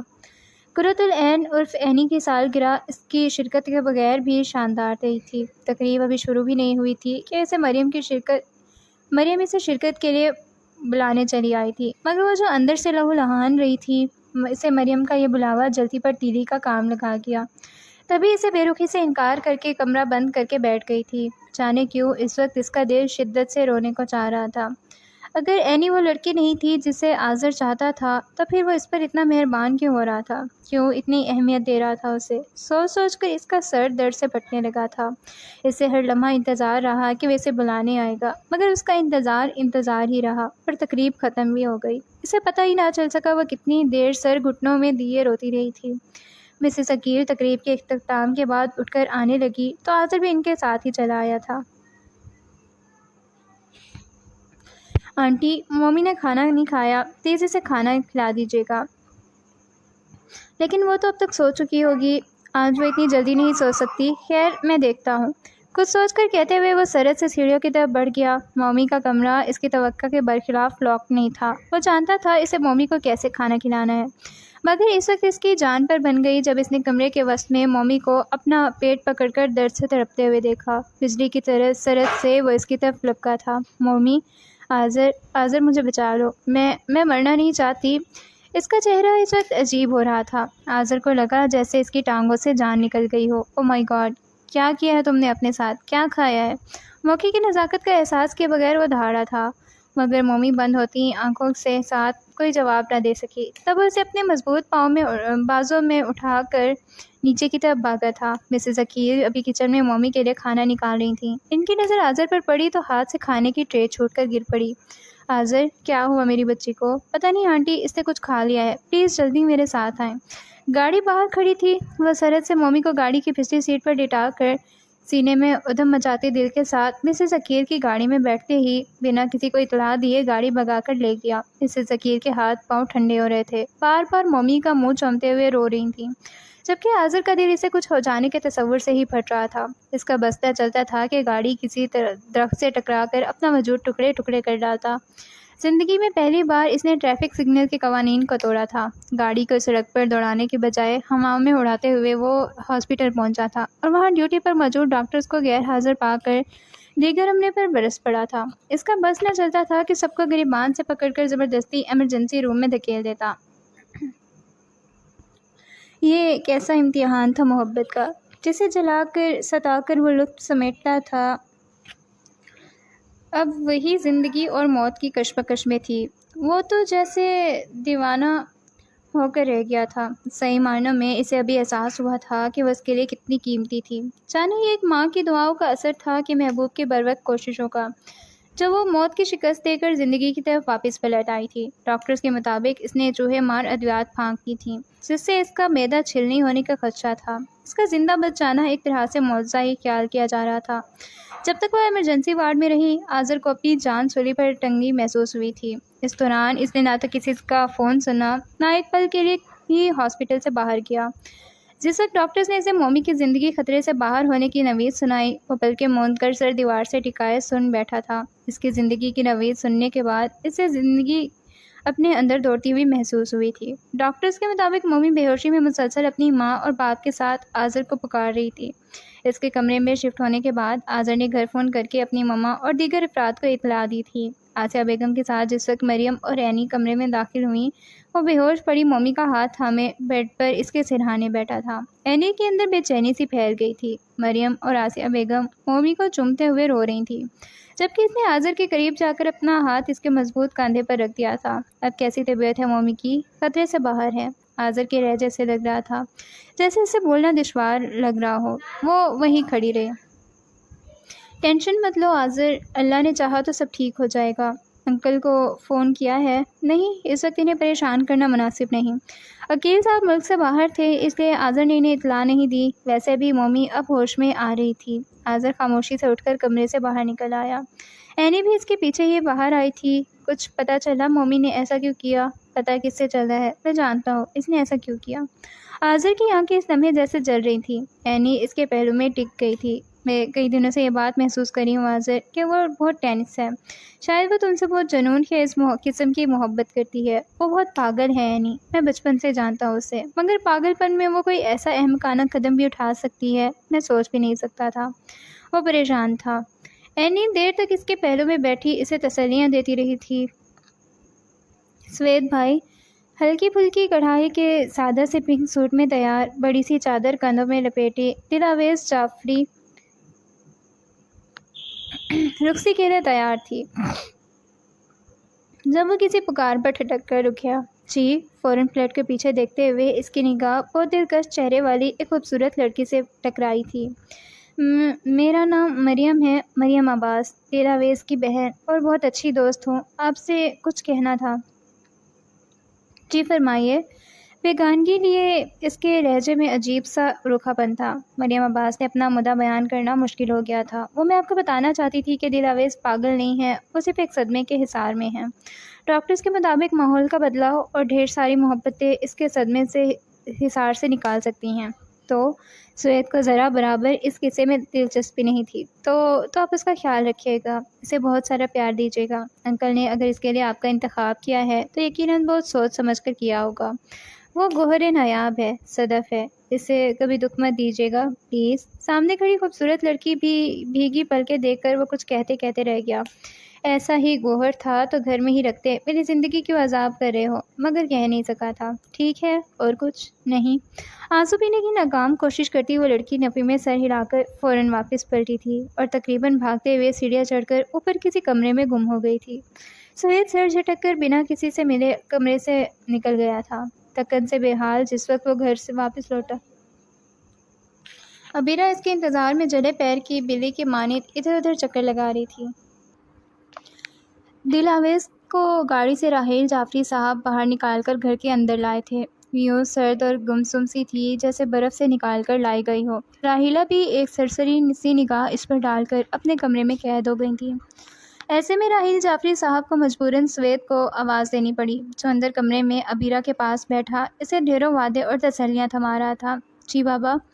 راحیل جعفری کی کڑک پکار پر وہ فوراً نیچے آیا تھا۔ بیٹی کو کمرے تک تو لے جاؤ، یا یہ فرض بھی مجھے سر انجام دینا پڑے گا۔ کوئی اور موقع ہوتا تو شاید وہ جواب میں کچھ کہتا، مگر اس وقت تھکن سے بے حال وہ کچھ بھی کہنے سننے کی پوزیشن میں نہیں تھا۔ لہٰذا خاموشی سے دلاویز کا ہاتھ تھام کر اسے اوپر اس کے لیے مخصوص کیے گئے کمرے میں لے آیا۔ بیٹھ جاؤ آرام سے، اگر بھوک لگے تو بتا دینا، کھانا کھلا دوں گا۔ اسے بیڈ پر بٹھا کر وہ پلٹ رہا تھا جب دلاویز جعفری سکڑ کر خود کو سمیٹتی دونوں پاؤں بیڈ کے اوپر رکھ کر بیٹھ گئی۔ وہ یوں خوف زدہ تھی جیسے جنگل سے پکڑے گئے شہر کے چوراہے پر لا کر کھڑی کر دی گئی ہو۔ سوید نے سر جھٹک کر بنا اس کا دیدار کیے کمرے سے باہر نکل گیا تھا۔ رات عبیرہ کے اطمینان سے سو جانے کے بعد وہ بے دلی سے اٹھ کر دلاویز جعفری کے کمرے کی طرف آیا تھا۔ دروازہ آہستہ سے دھکیل کر جس وقت وہ کمرے میں داخل ہوا، ٹھٹک کر رہ گیا۔ دلاویز جعفری کمرے میں ڈریسنگ ٹیبل کے سامنے کھڑی عجیب دلچسپی سے آئینے کو دیکھ رہی تھی۔ خوبصورت نگاہوں میں عجیب سا خالی پن تھا، کسی بھی قسم کے داغ سے پاک، موم سے دھلا سرخ اور سفید چہرہ اپنے تیکھے نقوش کے تمام تر دلکشی کے ساتھ اسے مبہوت کر گیا تھا۔ چاکلیٹ کلر کے سنہری بال شانوں پہ بکھرے اسے دیو مالائی حسن کی نگری کا باسی ثابت کر رہے تھے۔ وہ اتنی نازک اور خوبصورت تھی کہ سوید کو بے ساختہ اس کا پیکر مٹی کی بجائے موم اور کانچ میں ڈھلتا محسوس ہوا تھا۔ وہ اس کی چچا زاد کزن تھی، مگر عجیب اتفاق تھا کہ بچپن میں ایک دو بار سلام دعا کے علاوہ اسے کبھی نہیں ملا تھا۔ شاید یہ ددیالی رشتہ داروں سے نفرت تھی یا کچھ اور، کہ وہ کبھی اپنے دیگر کزن سے بھی نہیں مل سکا تھا۔ سوید کو لگا کہ اگر وہ اس کے نزدیک جائے گا تو یقیناً کانچ کا وہ مجسمہ ٹوٹ کر بکھر جائے گا۔ لہٰذا گمسم سا دہلیز پر کھڑا اسے تکتا رہا۔ وہ جو کافی دیر سے آئینے کے سامنے کھڑی رہنے کے بعد اس کی اس طرح آہستہ آہستہ پھیر کر نہ جانے کیا چیک کری تھی۔ کچھ ہی دیر میں اس نے ڈریسنگ ٹیبل پر پڑی ادھکڑی لپسٹک اٹھائی اور اسے ہونٹوں کے ساتھ پورے چہرے پر مل لیا۔ دلاویز قطعی بے خودی کے عالم میں سوید نے اسے پکارا اور چونک کر پلٹی تھی۔ آذر نگاہیں سوید کے پرتکن چہرے پر جمائے لبوں سے بے ساختہ نکلا۔ سوید پھر بھون چکا سا رہ گیا تھا۔ دلاویز جعفری اب اسے مشکوک نگاہوں سے دیکھ رہی تھی۔ کون ہو تم؟ اس کی آنکھوں میں خوف اور غصہ تھا۔ وہ بے مقصد اس کی طرف بڑھا تھا۔ وہی جس کے ساتھ نصیب پھوٹے ہیں تمہارے۔ جاؤ، چلے جاؤ یہاں سے۔ ایک لمحے میں رنگ بدلا تھا۔ اس سے سوید کو کچھ سمجھنے کا موقع ہی نہ مل سکا اور دلاویز جعفری نے دیکھتے ہی دیکھتے بیڈ سے تکیہ اٹھا کر اسے دے مارا۔ چلے جاؤ، میں جان لے لوں گی تمہاری۔ جاؤ، چلے جاؤ یہاں سے۔ بری طرح چلاتے ہوئے، اس سے پہلے کہ وہ دوسرا تکیہ اٹھا کر اسے دے مارتی، سوید نے پھرتی سے لپک کر اسے قابو کیا۔ اس کا بھاری ہاتھ اس کے منہ پر جم کر اس کی آواز کا گلا گھٹ چکا تھا۔ وہ اس کی مضبوط گرفت میں مچھلی کی طرح پھسل کر تڑپ رہی تھی۔ میں جانتا ہوں تم پاگل ہو، مگر میں تم سے بڑا پاگل ہوں۔ دماغ گھوم گیا تو سارا ماضی بھلا دوں گا، سمجھی تم؟ مریم عباس کی آخری لمحوں میں کی گئی درخواست وہ قطعی بھلا چکا تھا۔ دلاویز جعفری کی حالت اس لمحے غیر ہونا شروع ہو گئی تھی۔ اس کا جسم اب سرد پڑا تھا، ہاتھ پاؤں مڑنے لگے تھے۔ سوید کے ہاتھوں میں ہی اس کا ہاتھ خوشبو سے مہکتا وجود بے ہوش اور حواس سے بیگانہ ہو چکا تھا۔ سوید اس نئی افتاد کے لیے قطعی تیار نہیں تھا، تبھی اسے بیڈ پر سلا کر نیچے آیا اور پھر راحیلہ بھی کی منت کر کے انہیں اوپر دلاویز کے پاس لے آیا۔ اگلے 15 منٹ کے بعد وہ عبیرہ کے پہلو میں لیٹا سونے کی ناکام کوشش کر رہا تھا۔ دلاویز کو محفوظ ہاتھوں میں سونپنے کے بعد عقیل جعفری اپنی بیگم کے ساتھ دوبارہ بیرون ملک واپسی کی تیاری کر رہے تھے۔ وزیرہ بی کی رحلت کے بعد انہیں اس ماحول میں اپنا دم گھٹتا ہوا محسوس ہو رہا تھا۔ انہیں کی خواہش پر راحیل جعفری صاحب نے دلاویز کو اس سے ملوانے کے لیے سوید کے ساتھ عقیل منزل بھیجا تھا۔ عبیرہ کا حال دیکھنے والا تھا، وہ اس کے ساتھ جانا چاہتی تھی، مگر سوید نے منع کر دیا کیونکہ وہ اس معاملے میں ذرا سی بھی لاپرواہی کا متمحل نہیں ہونا چاہتا تھا۔ وہ گاڑی میں بیٹھا تھا جب راحیل جعفری صاحب دائیں بازو کے حلقے سے دلاویز کو لیے گاڑی کے قریب چلے آئے، پھر خود اپنے ہاتھوں سے گاڑی کا دروازہ کھول کر اسے سوید کے برابر فرنٹ سیٹ پر بٹھایا تھا، اور یہ سب اوپر سوید کے کمرے کے ٹیرس پر کھڑی عبیرہ بخوبی دیکھ رہی تھی۔ دلاویز کے ہوش ربا حسن کے باوجود سوید آذر کی اس لاتعلقی نے اس قدر اطمینان بخشا تھا۔ راحیل جعفری سوید کو دلاویز کا خاص خیال رکھنے کی تلقین کرتے واپس پلٹے تھے کہ ابھی تھوڑی ہی دیر میں انہیں گاؤں کے لیے روانہ ہونا تھا۔ سوید دلاویز کی ہمراہی میں ابھی چند فرلانگ کا فاصلہ ہی طے کر پایا تھا کہ وہ جو پتھر کی مورت بنی گمسم سی کھڑی تھی، اس کے پار باہر کے نظاروں میں کھوئی ہوئی تھی، اچانک بول اٹھی، رکو، رک جاؤ، پلیز رک جاؤ۔ سوید کا پاؤں اس کی صدا پر فوراً سے بیشتر بریک پر جا پڑا تھا۔ گاڑی رکتے ہی اس نے تھوڑی سی تگدو کے بعد اپنی سائڈ کا دروازہ کھولا اور سر پر سڑک پر بھاگ کھڑی ہوئی۔ آذر، آذر رک جاؤ، میری بات سنو آذر، پلیز۔ بھاگنے کے ساتھ ساتھ اب وہ چلا بھی رہی تھی۔ سوید ہکا بکا اسے دیکھے گیا۔ سڑک پر لوگ اب رک رک کر اس کی عزت کا تماشا دیکھ رہے تھے، تاہم اس سے پہلے کہ وہ لپک کر اس کے پیچھے بھاگتے ہوئے اسے قابو کرتا، اس کے دیکھتے ہی دیکھتے دیوانہ وار کسی گاڑی کے پیچھے بھاگتے ہوئے ایک موٹر سائیکل کی زد میں آ گئی۔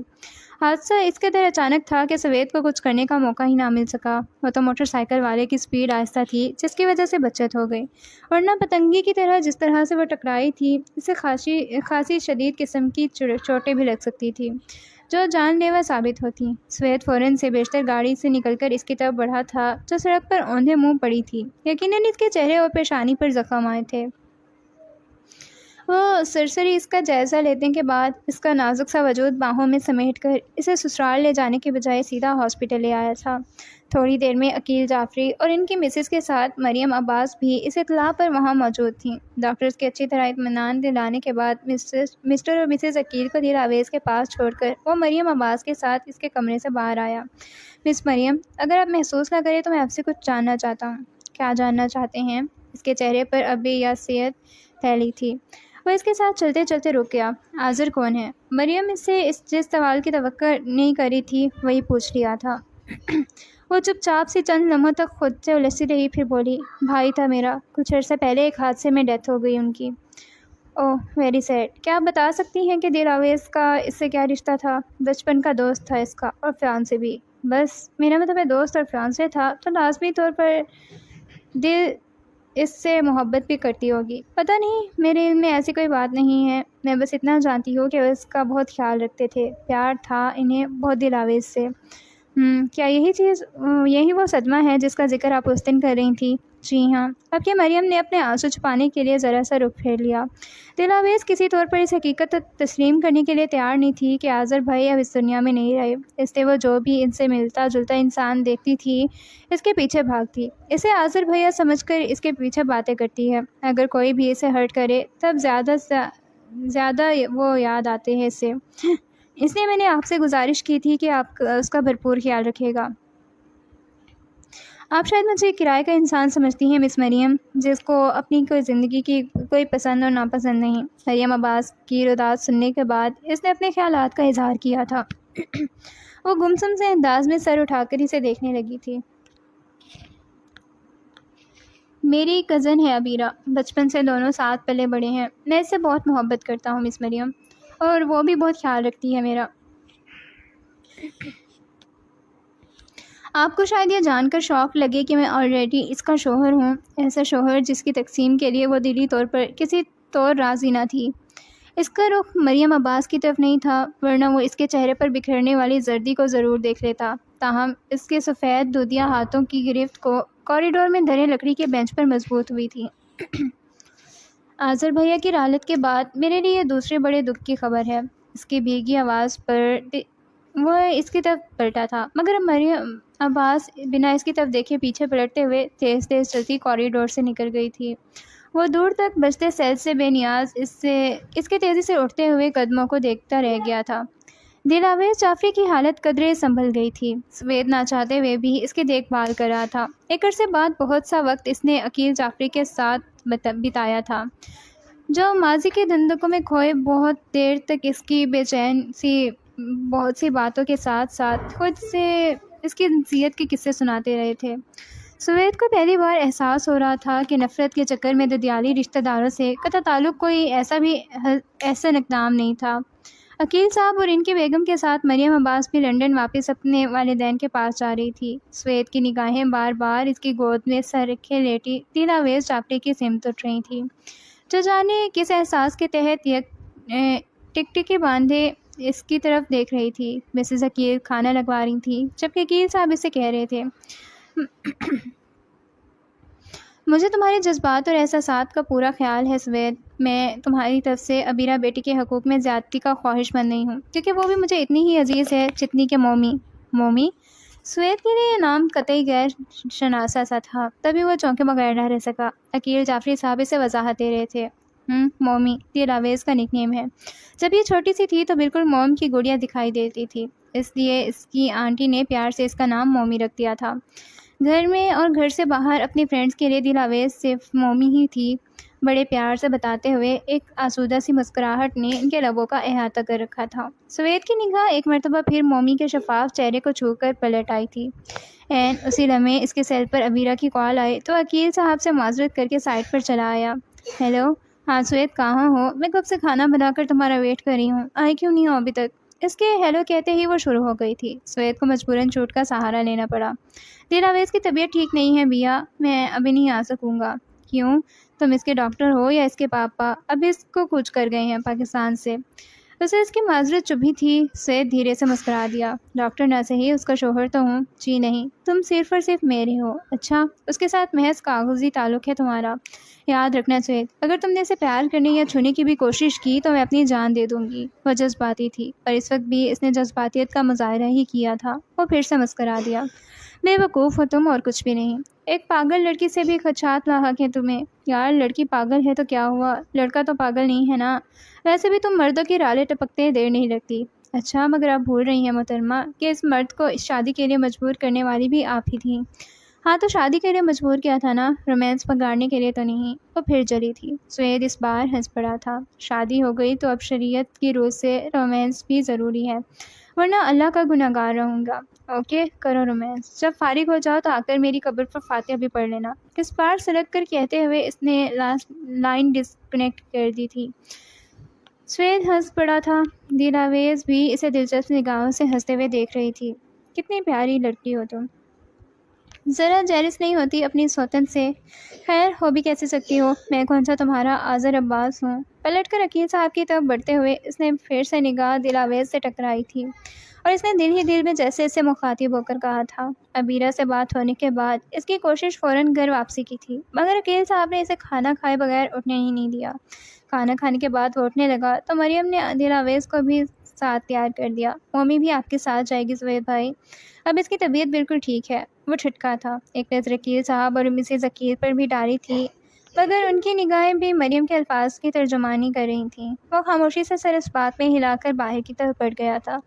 مریم نے اسے شانوں سے تھامتے سوید کے برابر گاڑی میں فرنٹ سیٹ پر لا کر بٹھایا تھا۔ وہ تمام راستے خاموشی سے یوں بیٹھی رہی تھی جیسے گاڑی میں بالکل اکیلی ہو۔ جس تک وہ گھر پہنچے خاصی دیر ہو چکی تھی۔ عبیرہ بے چین سی ٹی وی لاؤنج میں بیٹھی بظاہر نیوز دیکھ رہی تھی، مگر اصل میں اسے سوید کی واپسی کا انتظار تھا۔ اب جو گاڑی کے ہارن پر وہ الرٹ ہو کر بیٹھی تھی، سوید کے ساتھ دلاویز کو دیکھ کر اس کا دل جیسے جل کر راکھ ہو گیا تھا۔ سوید کے مطابق اگر اس کی طبیعت بہت خراب تھی تو پھر اپنے پاؤں پر چل کر اس کے ساتھ گھر کیسے آ گئی تھی؟ ہزار وسوسے تھے جو اس کی طرف ایک جھوٹ کی آڑ میں اس کے دماغ میں گھس آئے تھے۔ اس کا شدت سے دل چاہا کہ سوید کو 2-4 تھپڑ رسید کرے، پھر خوب روئے۔ سوید اس کے لاؤنج میں بیٹھے دیکھ کر فوراً اس کی طرف لپکا تھا۔ ویا آئی ایم سوری، میں جسٹ شٹ اپ سوید، جھوٹ کی بھی حد ہوتی ہے کوئی۔ اس کا چہرہ غصے کی شدت سے سرخ ہو رہا تھا۔ سوید کی مشکل بڑھ گئی۔ میری بات سنو یار، مجھے کچھ کہنا سننا نہیں ہے، جاؤ یہاں سے، عیش کرو اپنی نئی نویلی بیگم کے ساتھ۔ غصے سے کہتے ہی وہ سیڑھیوں کی طرف لپکی تھی۔ سوید نے بھاگ کر اس کا بازو پکڑا۔ اتنی جلدی بدگمان ہو گئی عبیرہ؟ بازو چھوڑو میرا۔ وہ اس کی طرف دیکھنے کی بھی روادار نہیں تھی۔ سوید دکھ کی شدت سے اسے دیکھتا رہا، زبردستی اس کا ہاتھ تھام کر اسے اوپر اپنے بیڈ روم میں لے آیا۔ ہے اتنا حوصلہ تم میں کہ مجھے کسی دوسری عورت کے ساتھ عیش کرتے دیکھ سکو؟ اس کی آنکھوں میں سرخی تھی۔ عبیرہ چپ چاپ رو پڑی۔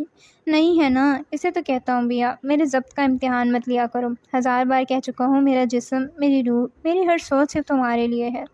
تمہارا پیار اتنا کافی ہے میرے کے لیے کہ اور کسی کے لیے سوچنے کی ضرورت ہی نہیں۔ اس بار نرمی سے کہتے ہوئے اس نے عبیرہ کو اپنے حصار میں لیا تھا۔ وہ کتنی ہی دیر خفا سی اس کے سینے سے لگی روتی رہی۔ سوید تو بھول ہی گیا تھا کہ وہ نیچے لاؤنج میں دلاویز عرف مومی نامی ایک حادثاتی پاگل لڑکی کو بھی اکیلا چھوڑ آیا تھا، جو سکڑی سمٹی سی لاؤنج میں دھڑے ٹی وی پر نگاہ پڑتے ہی سسک اٹھی تھی۔ حاضر بے خودی میں اس کے لب بار بار اسی نام کا ورد کر رہے تھے، جبکہ باہر شب جیسے اس پر ہنستے ہوئے آہستہ آہستہ آگے سرکتی جا رہی تھی۔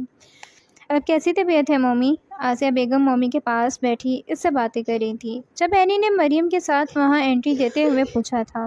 مومی کی نگاہیں اٹھی تھی اور اس کے ساتھ آذر کو نہ پا کر دوبارہ پلٹ گئی تھی۔ ٹھیک ہوں؟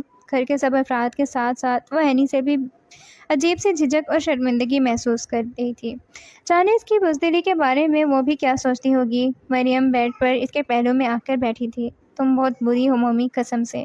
منہ اس کے کان میں گھسیٹتے ہوئے اس نے گیلا کیا تھا۔ مومی کے لبوں پر ایک افسردہ سی مسکان بکھر گئی تھی۔ صحیح کہتی ہو مریم۔ وہ جانے کس سوچ کے حصار میں تھی۔ عین اسی لمحے آذر کمرے میں قدم رکھا تھا، پرشکن کپڑوں اور نیند کی کمی سے سرخ ہوتی تھکی تھکی سی آنکھوں کے ساتھ۔ اس کا حال مومی پر خوب واضح ہو رہا تھا، مگر وہ زیادہ دیر اس پر نگاہ جما کر نہ رکھ سکی تھی۔ آذر بیٹے، تھوڑی دیر گھر جا کر آرام کر لو، پچھلے 3 روز سے بے آرام ہو، مسز عقیل نے اس پر نگاہ پڑتے ہوئے بولا، مگر وہ سرسری سی نگاہ مومی پر ڈالتے ہوئے اس کے بیڈ کے کنارے پر ٹک گیا تھا۔ میں ٹھیک ہوں آنٹی، البتہ آپ کو آرام کی ضرورت ہے، پلیز آپ لوگ گھر چلے جائیں، صرف آج کی رات ہے، کل اللہ نے چاہا تو مومی ہمارے گھر ہوگی۔ ہلکی بڑھی ہوئی شیو کے ساتھ رف حلیے میں وہ بے حد پیارا لگ رہا تھا۔ مومی اپنی آنکھیں سختی سے مینچ گئی تھی۔ میرا خیال ہے میں مومی کے پاس رک جاتی ہوں، آپ لوگ چلے جائیں، اینی بر وقت بولی تھی، مگر آذر نے اتفاق نہیں کیا۔ نہیں، میں نے کہا نا میں یہاں ہوں، تم لوگ گاڑی ڈرائیو کر سکتی ہو، پلیز ماما اور آنٹی وغیرہ کو گھر لے جاؤ، انہیں مجھ سے زیادہ آرام کی ضرورت ہے۔ وہ ضدی تھا۔ اینی مومی کے سامنے اپنا بھرم کھونے سے ڈر سے نہ چاہتے ہوئے بھی تیار ہو گئی تھی۔ باہر شام گہری ہو رہی تھی۔ آذر سب کو رخصت کرنے کے بعد کمرے میں واپس آیا تو مومی ڈبل تکیے پر سر رکھے لیٹی تھی، آنکھیں موندی ہوئی تھی۔ وہ چپ چاپ اس کے پاس بیٹھ گیا۔ تمہیں پتہ ہے مومی، آج تمہارا برتھ ڈے ہے، اچانک وہ بولا تو مومی کی آنکھیں پٹ سے کھل گئیں۔ کبھی کبھی مجھے تم پر اتنا شدید غصہ آتا ہے کہ تمہارا حشر نشر کرنے کو جی چاہتا ہے، مگر اگلے ہی پل میں خود سے قطعی بے بس محسوس کرتا ہوں، سمجھ نہیں آتا تمہارا کیا کروں۔ I'm sorry Azar, I'm really sorry۔ وہ اس کے سامنے رو پڑی تھی۔ آذر تڑپ اٹھا۔ کس بات کی سوری؟ وہ اپنے ہاتھ سے اس کے آنسو صاف کرتے ہوئے اس سے پوچھ پوٹا۔ جب وہ بولی، میں بہت خود غرض ہوں، بچپن سے اب تک میں نے صرف اپنے لیے سوچا، اپنی خوشی، اپنے غم کے لیے۔ میں جو سانس بھی لیتی ہوں تمہارے لیے تو کبھی سوچ ہی نہیں سکی۔ بہت تنگ دل ہوں میں، آذر پلیز مجھے معاف کر دو۔ وہ ابھی اپنی سوچ کے حصار میں تھی۔ آذر کے لب ہلکے سے مسکرا دیے۔ شکر ہے تمہیں اس بات کا احساس تو ہوا کہ تم کتنی بری ہو۔ مومی کا نرم و نازک سا ہاتھ اس کی گرفت میں تھا۔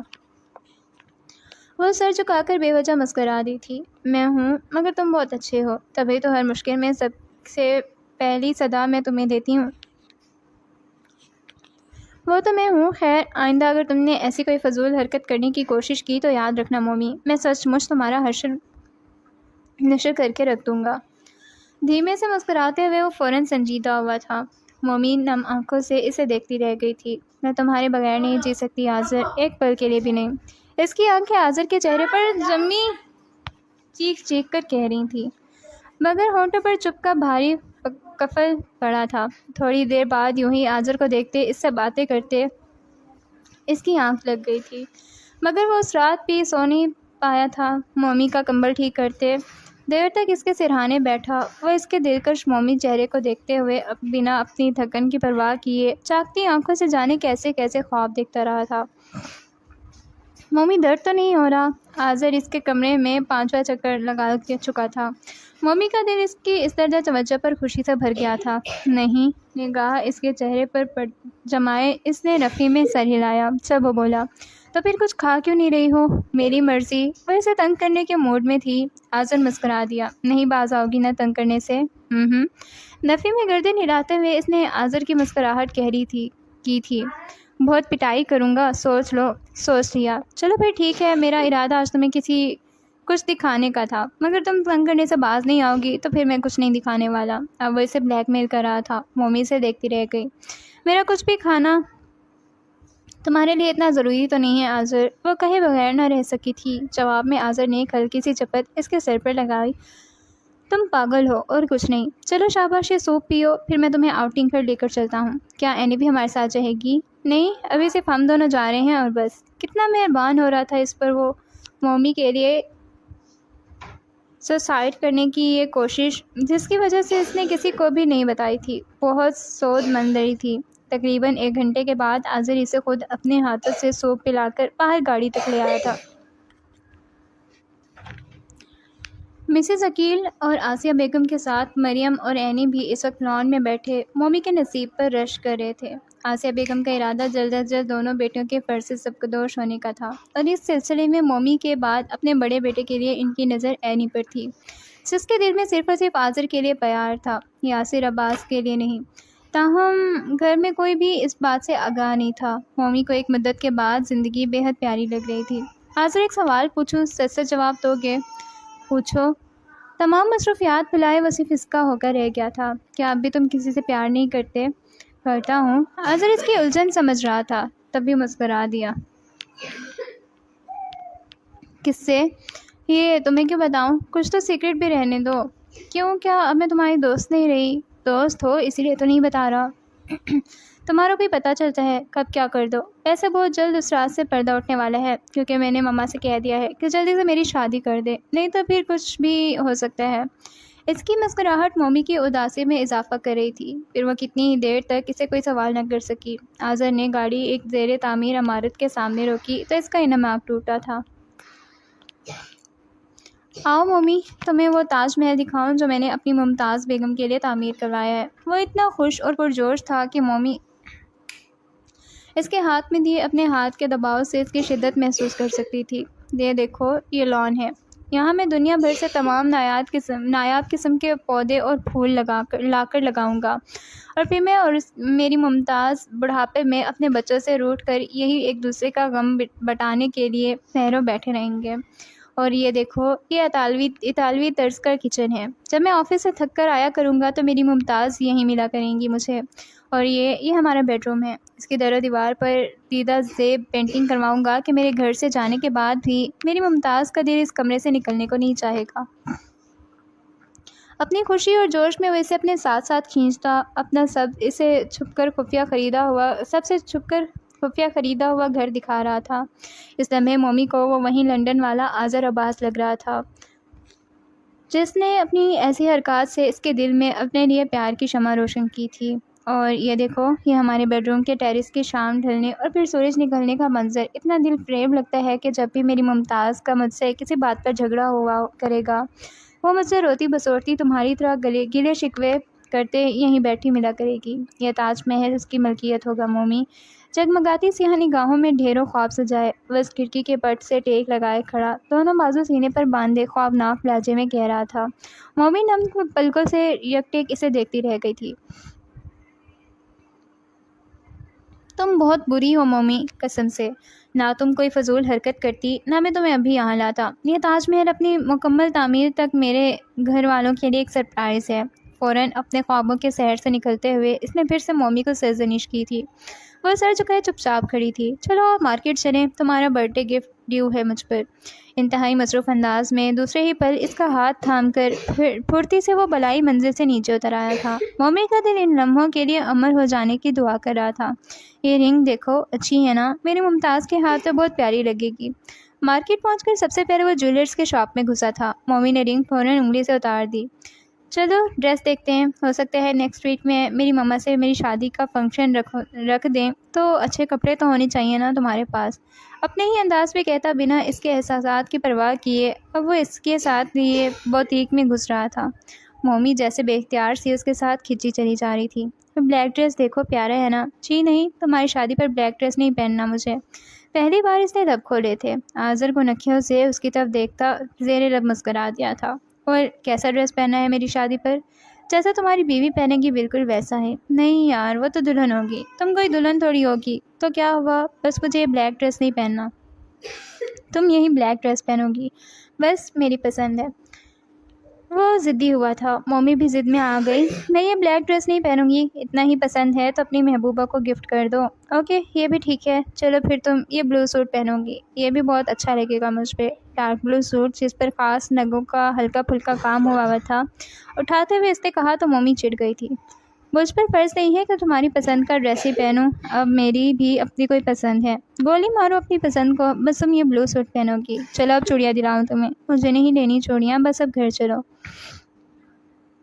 اوہو، تمہارے ہاتھ میں چوڑیاں بہت اچھی لگتی ہیں۔ وہ تو شکر کرو ابھی اینی ساتھ نہیں آئی، ورنہ اس نے تو ساری جیب خالی کروا دینی تھی میری۔ کل اس کے حوالے سے بھی ایک زبردست سرپرائز دوں گا تمہیں۔ وہ ایک لمحے کے لیے بھی اس کا ہاتھ نہیں چھوڑ رہا تھا۔ مومی کے اندر کی ساری خوشی مانند پڑ گئی تھی۔ چلو اب مزے کی آئس کریم کھلاتا ہوں تمہیں، زیادہ ہیوی کھانا تو نہیں کھا سکو گی تم۔ رنگا رنگ چوڑیوں کے کئی پیکٹ اپنی پسند سے خریدنے کے بعد وہ اس سے کہہ رہا تھا۔ مومی لاتعلق سی چپ چاپ اس بات میں سر ہلا گئی تھی۔ آج بڑے پیاز اور مہربان ہو رہے ہو، خیر تو ہے نا؟ وہ تمہیں کیا لگتا ہے خیر نہیں ہے؟ وہ ہنسا تھا۔ مومی خاموش رہی۔ میرا دل چاہتا ہے مومی، بس آج تم میرے ساتھ رہو بہت دیر تک۔ کیوں؟ کیا آج کے بعد تم پر پابندی لگ جائے گی؟ کیا پتہ۔ شانے اسکاتے ہوئے اس نے گاڑی کا دروازہ کھولا اور مسرور سا فرنٹ سیٹ پر بیٹھ گیا۔ ایک نظم سنو گی؟ وہ خاموشی سے کھڑکی سے باہر دیکھ رہی تھی جب آذر گاڑی کو مین روڈ پر لاتے ہوئے بولا۔ نہیں نہیں بھی سنوں گی تو تم کون سا سنائے بغیر رہ جاؤ گے۔ وہ اس کے الفاظ پر مبہم سا مسکرایا تھا۔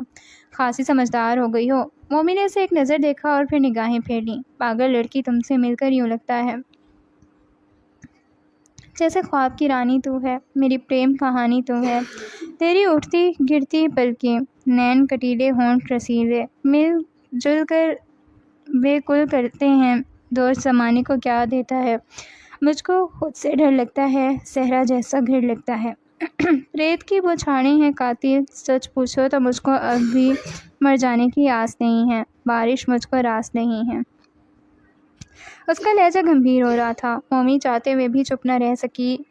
ویری گڈ، نظم تو اچھی ہے، مگر نظم کا پس منظر کیا ہے وہ کل بتاؤں گا، جب اینی کو لنڈن کے لیے ایئرپورٹ چھوڑنے آئیں گے۔ وہ بے خیالی میں اسے بتا گیا تھا۔ مومی چونک اٹھی۔ اینی لنڈن جا رہی ہے؟ آذر نے صرف سر ہلانے پر ہی اکتفا کیا تھا۔ کیوں؟ اپنے پاپا کو مس کر رہی ہے۔ ویسے بھی وہ لنڈن جائے گی تو مما اسے وہاں سے رخصت کروا کر بہو بنا کر گھر لے آئیں گی۔ مکمل توجہ ڈرائیونگ پر مرکوز رکھے وہ بتا رہا تھا۔ مومی کے اندر جیسے دھڑکتا مچلتا دل ساکت ہو کر رہ گیا تھا۔ اس کے ہونٹ جیسے مزید کچھ بولنے سے قاصر ہو گئے تھے۔ سن ہوتے اعصاب کے ساتھ وہ آذر کی ہلکی ہلکی بڑی ہوئی شیپ والے خوبصورت چہرے کو دیکھتی رہ گئی۔ اس لمحے اس کا سیل بجا تھا۔ کال قرۃ العین کی تھی۔ ہیلو آذر۔ ہاں بولو اینی۔ ایک ہاتھ سے کار ڈرائیو کرتے ہوئے اس کے دوسرے ہاتھ سے سیل کان سے لگایا تھا۔ مومی کا دکھ اور بیزاری مزید بڑھ گئی تھی۔ او یار، اب تو کافی آگے نکل آئے ہیں۔ خیر، یو ڈونٹ وری، میں لاتا ہوں۔ کال ڈراپ کرتے ہوئے اس نے کہا، پھر ایک نظر مومی کو دیکھتے ہوئے گاڑی ریورس کر دی۔ سوری مومی، وہ اینی نے پرسوں سے مجھ سے کچھ ٹیبلٹس کے لیے کہا ہوا ہے۔ ہارٹ پین ہوتا ہے اس سے، مگر میں تمہاری وجہ سے اتنا پریشان تھا کہ روز ہی یاد نہیں رہتا تھا۔ وہ بیچاری کیا سوچتی ہوگی، کتنی فکر تھی اسے اینی کی۔ مومی بنا اس کے الفاظ پر غور کیے اپنی خود ساختہ آگ میں جلتی رہی۔ گاڑی ایک مرتبہ پھر پرہجوم راستوں پر دوڑ رہی تھی۔ وہ لا تعلق بنی بیٹھی تھی۔ تم یہیں رکو، میں بس 2 منٹ میں دوا لے کر واپس آتا ہوں۔ گاڑی ایک شاندار میڈیکل سٹور کے سامنے رکتے ہوئے اس نے بائیں ہاتھ سے آہستہ سے مومی کا گال چھوا تھا۔ آذر۔ وہ بھی گاڑی سے نکلا ہی تھا کہ اس نے پکارا۔ وہ پلٹا۔ وہ اچانک ڈوبتے دل کی کیفیت سمجھے بغیر بولی، جلدی آنا۔ اوکے، پاگل ہو تم، اور کچھ نہیں۔ ذرا سا مسکراتے ہوئے اس نے سر جھٹکا تھا۔ مومی کی آنکھوں میں آپ ہی آپ نمی اتر آئی۔ میں تمہارے بغیر نہیں جی سکتی آذر، ایک پل بھی نہیں۔ خوب زور سے پلکی مچتے ہوئے اس نے سر سیٹ کی پشت سے ٹکایا، اور یہی وہ لمحہ تھا جب اس کے کانوں میں ایک زوردار دھماکے کی آواز سنی۔ اسے یوں لگا جیسے اس کی کار بلاسٹ ہو گئی ہو۔ وہ چیخی تھی، اور ہر طرف پھیلتے دھوئیں میں اس نے آخری آواز آذر کو دی تھی۔ پھر اس کے بعد اس کا ذہن مکمل اندھیرے میں ڈوب گیا تھا۔ پورے 3 روز بعد جب وہ ہوش میں آئی تو اس کا وجود ہاسپٹل کے شفاف بستر پر بے سود پڑا تھا۔ اسے پہلی بار آنکھیں کھولنے میں شدید دشواری پیش آئی تھی۔ سارا جسم شدید درد کے حصار میں تھا۔ آنکھ کھلتے ہی سب سے پہلے اس کی آنکھ کے سامنے جو چہرہ آیا وہ اس کی ماں کا تھا، جو حال سے بے حال دکھائی دے رہی تھی۔ مما، آذر۔ اس کے لبوں نے جنبش کی تھی۔ مسز عقیل پھپک کر رو پڑی تھیں۔ آذر۔ اس بار اس نے زیادہ تڑپ کر شدت سے اس کو پکارا تھا۔ تبھی اینی بولی تھی، آذر نہیں رہا مومی، ہی از ڈیڈ، ہی از ڈیڈ۔ یہ الفاظ مومی کے ذہن پر کسی ہتھوڑے کی طرح لگے تھے۔ اس کے ذہن پر دباؤ بڑھا تھا اور آنکھیں جیسے پھر سے بند ہونا شروع ہو گئی تھیں۔ اس روز کے بعد اسے صحیح معنوں میں ہوش آنا نصیب ہوا ہی نہیں تھا۔ جب بھی ہوش میں آتی چیخنے چلانے لگتی یا پھر سہم کر گھنٹوں دیواروں کو گھورتی رہتی۔ آذر کی شبیہ ہر شے میں دکھائی دینے لگی تھی۔ اس کا ذرا سا مسکرا کر سر جھٹکنا اس کے ذہن سے نکلتا ہی نہیں تھا۔ وہ سارا دن پلکیں موندے لیٹی اس کے لبوں سے ادا ہونے والی نظم بارش مجھ کو راست نہیں ہے ذہن میں دہراتی رہتی۔ اینی لنڈن واپس جا چکی تھی۔ آسیہ بیگم کو بھی یاسر وہیں لے گیا تھا کچھ ماہ کے لیے۔ اسے ذکیر اور عقیل صاحب بھی مومی اور مریم کے ساتھ لنڈن میں ہی رہ رہے تھے، مگر پھر مومی کی طبیعت زیادہ تر خراب ہونے پر ڈاکٹرز نے جب اس کے لیے فوری شادی کا ایک آپشن رکھا تو وہ فوری پاکستان چلے آئے۔ مومی کو سنبھالنے کے لیے مریم بھی ان کے ساتھ ہی پاکستان چلی آئی تھی۔ پاک سرزمین کی پاک فضا میں اس روز ہاسپٹل کے قریب ہونے والا وہ خودکش حملہ کوئی غیر معمولی بات نہیں تھی۔ اس حملے میں ضائع ہونے والے سارے قیمتی جانیں عام لوگوں کی ہی تھیں۔ کسی وزیر، کسی مشیر کا کوئی بیٹا نہیں مرا تھا، لہٰذا حکومتی سطح پر صرف چند مذمتی جملوں کے سوا کچھ بھی نہیں ہوا تھا، مگر لوگوں کے جان اور مال کے محافظ ان گدھوں کی حکمرانی میں بے قصور لقمہ اجل بننے والے ان سینکڑوں افراد سے وابستہ جانے کتنے خاندانوں سے زندگی جیسے روٹ سی گئی تھی۔ اقتدار کے نشے میں چور صرف اپنی عیاشیوں اور آسائشوں کے لیے بے بس مظلوم لوگوں کی جانوں پر سیاست کرنے والوں کے لیے آذر عباس کی ناگہانی موت کوئی معنی نہیں رکھتی تھی، مگر مومی کو ساری فضا اس شہزادے کی حادثاتی موت پر سسکیاں لیتی سنائی دیتی تھی۔ رات دھیرے دھیرے اپنا پچھلا سفر طے کر رہی تھی۔ مومی ہال کمرے سے نکل کر سست روی سے بے خودی سی چلتی باہر آ گئی۔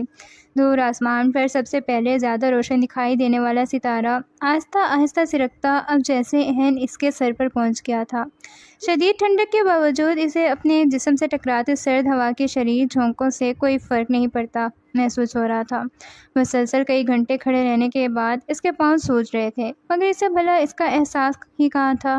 نم نم سی بھیگی آنکھوں میں پھیلی سرخی کے ڈورے اسے وحشت ناک بنا رہے تھے۔ سر تھا کہ جیسے درد کی شدت سے پھٹا جا رہا تھا، مگر وہ بے حسی کھڑی آسمان کو دیکھ رہی تھی۔ اس کی سماعتوں میں اب بھی بارود پھٹتا تھا، اب بھی دھماکے کی وہی زوردار آواز اسے ہوش اور حواس سے بیگانہ کر کے رکھ دیتی تھی۔ مگر ایک ہجر کا درد تھا جو جان لیوا ہو رہا تھا۔ آذر کی موت کے بعد سے یہ پتہ چلا تھا کہ اس کی ممتاز وہ خود تھی، دل آویز جعفری۔ وہ تصویر جسے وہ فرصت کے لمحات میں باتیں کیا کرتا تھا، اس کی تصویر تھی۔ اس کی موت کے بعد اس کے سارے راز افشا ہو گئے تھے۔ آذر کے اس کے لیے خریدے ہوئے گفٹ امانتاً اس کی الماری میں انچھوئے پڑے تھے، اس کی ادھوری ڈائری جس میں اس کے ہزاروں خواب لفظوں کی صورت میں دفن تھے۔ آخری وقت میں وہ جو شاپنگ اس نے اس کے لیے کی تھی، وہ ساری چیزیں بھی گاڑی میں جو کی تو پڑی رہ گئی تھیں۔ بس ایک رنگ تھی جو اس کی پاکٹ میں ہونے کے باعث اسی کے ساتھ ہی ختم ہو گئی تھی۔ دل آویز سویت کی آنکھ کھلی تھی۔ وہ پانی پینے کے لیے نیچے کچن میں آیا جب دل آویز کو کمرے میں نہ پا کر ہال کمرے سے باہر نکل آیا، مگر وہ اس کی پکار پر نہیں پڑی تھی۔ تبھی وہ اس کے قریب آیا۔ دل آویز اس بار نرمی سے پکارتے اس نے اپنے ہاتھ اس کے شانوں پر دھرے۔ تبھی وہ حیران سی پلٹی۔ اتنی رات کا یہاں کیا کر رہی ہو؟ کسے ڈھونڈ رہی ہو وہاں آسمان پر؟ وہ وہاں ایک ستارہ نہیں ہے، میں روز اسے اپنے کمرے کی کھڑکی سے جگمگاتے ہوئے دیکھتی تھی، مگر وہ اب نہیں ہے وہاں۔ وہ پریشان دکھائی دے رہی تھی۔ سویت کی نگاہیں بھی آسمان پر جم گئیں۔ سردی بڑھ رہی ہے دل آویز، اندر چلو۔ کچھ ہی لمحوں میں وہ تھک کر اسے کہہ رہا تھا۔ ممی خالی نگاہوں کے ساتھ واپس پلٹ آئی۔ اس رات صبح فجر کی نماز کے قریب کہیں اس کی آنکھ لگی اور پہلی بار اس نے آذر کے ساتھ سویت کو دیکھا تھا۔ دونوں ہاتھوں میں ہاتھ ڈالے ندی کا کنارے بیٹھے کچھ کھا رہے ہوتے ہیں۔ سویت آذر سے گلے مل کر رخصت ہو رہا ہوتا ہے تو وہ مومی کا ہاتھ تھام کر اسے سویت کے ہاتھ میں دے دیتا ہے اور کہتا ہے کہ اس کا خیال رکھے۔ سویت مومی کو ساتھ لے کر رخصت ہوتا ہے تو اس کی گاڑی ایک درخت سے ٹکرا جاتی ہے۔ سویت آذر کا لولہان چہرہ اس کی نگاہوں کے سامنے ہوتا ہے اور وہ چیختی ہے۔ عین اسی لمحے اس کی آنکھ کھل گئی۔ سویت اس وقت اس کمرے میں موجود کوئی چیز تلاش کر رہا تھا جب وہ فلک شگاف چیخ کے ساتھ بیدار ہو گئی۔ پلٹ کر فوراً اس کی طرف لپکا۔ دل آویز آر یو اوکے؟ عبیرہ نیچے کچن میں اس کے لیے ناشتہ تیار کر رہی تھی۔ مومی کی چیخ پر وہ بھی اوپر چلی گئی۔ دل آویز اب سہمی سی نگاہوں سے سویت کو دیکھ رہی تھی۔ کیا ہوا؟ تم یہاں کیا کر رہے ہو؟ عبیرہ کو سویت کی مومی کے پاس موجودگی تپا گئی تھی۔ وہ خاموشی سے پلٹ گیا۔ کچھ نہیں، میرا کمرہ ہے، ایک ضروری فائل لینے آیا تھا۔ اوکے چلو نیچے، ناشتہ تیار ہے۔ کہنے کے ساتھ ہی اس نے اپنا بازو سویت کے بازو کی گرد لپیٹ دیا تو مومی مچل کر بیڈ سے اٹھ کھڑی ہوئی۔ تم کہیں نہیں جاؤ گے؟ اس کا ذہن ابھی بھی خواب والے حادثے کے حصار میں تھا۔ عبیرہ حیران سی سلگ اٹھی تھی۔ یہ کیا بکواس ہے؟ تم تو کہتے تھے یہ پاگل ہے، پھر یہ الفت، یہ استحقاق، میری آنکھوں میں دھول جھونک رہے ہو نا تم؟ ایسی کوئی بات نہیں ہے عبیرہ، میں تو ابھی کمرے میں آیا ہوں، یہ شاید خواب میں ڈر گئی ہے اس لیے ایسا کہہ رہی ہے۔ نرمی سے کہتے ہوئے اس نے عبیرہ کو اپنے حصار میں لیا تھا جب مومی بول اٹھی۔ آذر تم اس کے نہیں ہو، مجھے سب پتہ چل گیا ہے، تم صرف میرے ہو، تم کہیں نہیں جاؤ گے، وہاں آگ ہے، تم وہاں نہیں جاؤ گے۔ اس کی گردن اور پیشانی پسینے سے تر تھی۔ سویت شرمندہ اور حیران سا اسے دیکھتا رہ گیا جو اس کا دوسرا بازو تھام رہی تھی۔ عبیرہ کا دماغ گھوم گیا تھا۔ سن لیا کیا کہہ رہی ہے یہ پاگل؟ اب بھی کچھ کہنے کے لیے ہے تمہارے پاس؟ وہ چلائی تھی۔ مومی اس کے احساسات سے قطعی بے نیاز سویت کے بازو سے لگ گئی تھی۔ رہو اسی کے ہو کر، مجھے بٹی ہوئی محبت نہیں چاہیے۔ کینتوز نگاہوں سے وہ دونوں کو دیکھتے ہوئے بولی تلخی سے کہتی کمرے سے نکل گئی تھی۔ سویت نے بیزاری سے اپنا بازو مومی کی گرفت سے چھڑا کر اسے قریبی بیڈ پر دھکیل دیا۔ پاگل ہو، پاگل ہی رہو، مجھے پاگل مت کرو پلیز، کتنی بار کہوں کہ میں تمہارا آذر باز نہیں ہوں۔ نفرت سے کہہ کر وہ فوری کمرے سے باہر نکل گیا تھا۔ مومی کی آنکھوں سے آنسو نکل کر ایک قطرہ پھیلا اور بائیں گال پر لڑکتا ہوا ہونٹوں میں جذب ہو گیا تھا۔ عقیل صاحب اپنی وائف اور مریم کے ساتھ لندن روانہ ہو گئے تھے۔ روانگی سے تین دن قبل ہی دل آویز عقیل منزل میں چلی آئی تھی، جہاں مریم زیادہ وقت اسے اپنے ساتھ رکھے ہوئے تھی، اسے آذر کی باتیں کرتی رہی تھی۔ اسی روز وہ مومی کو آذر کے خوابوں کی نگر اس کے زیر تعمیر تاج محل میں لائی تھی، جس کے بارے میں صرف مریم ہی جانتی تھی۔ اس نے مومی کو آذر کے کمرے میں اس کے لیے رکھی چیزیں اور تصویریں بھی دکھائیں، جس سے مومی کی بدگمانیاں آذر کے لیے بڑی تھیں۔ تاج محل میں ایک مرتبہ پھر مومی کی حالت شدید بگڑ گئی تھی، تبھی مریم کو مجبوراً سویت کو کال کر کے اسے وہاں بلوانا پڑا تھا۔ وہ ایک ضروری میٹنگ میں مصروف تھا مریم کی کال پہلی فرصت میں وہاں پہنچا، پھر دونوں نے مل کر اسے ہاسپٹل لے آئے۔ سوید نے اپنا سیل آف کر دیا، جس سے عبیرہ کی الجھن بڑھ گئی تھی۔ وہ دن میں جب تک اسے 50 فون نہیں کر لیتی تھی اسے سکون نہیں ملتا تھا۔ آج کل تو ویسے بھی وہ تخلیق کے عمل سے گزر رہی تھی، لہٰذا سوید خود ہی سارا دن اس سے رابطے میں رہتا تھا اور اسے خوش رکھنے کی ہر ممکن کوشش کرتا تھا۔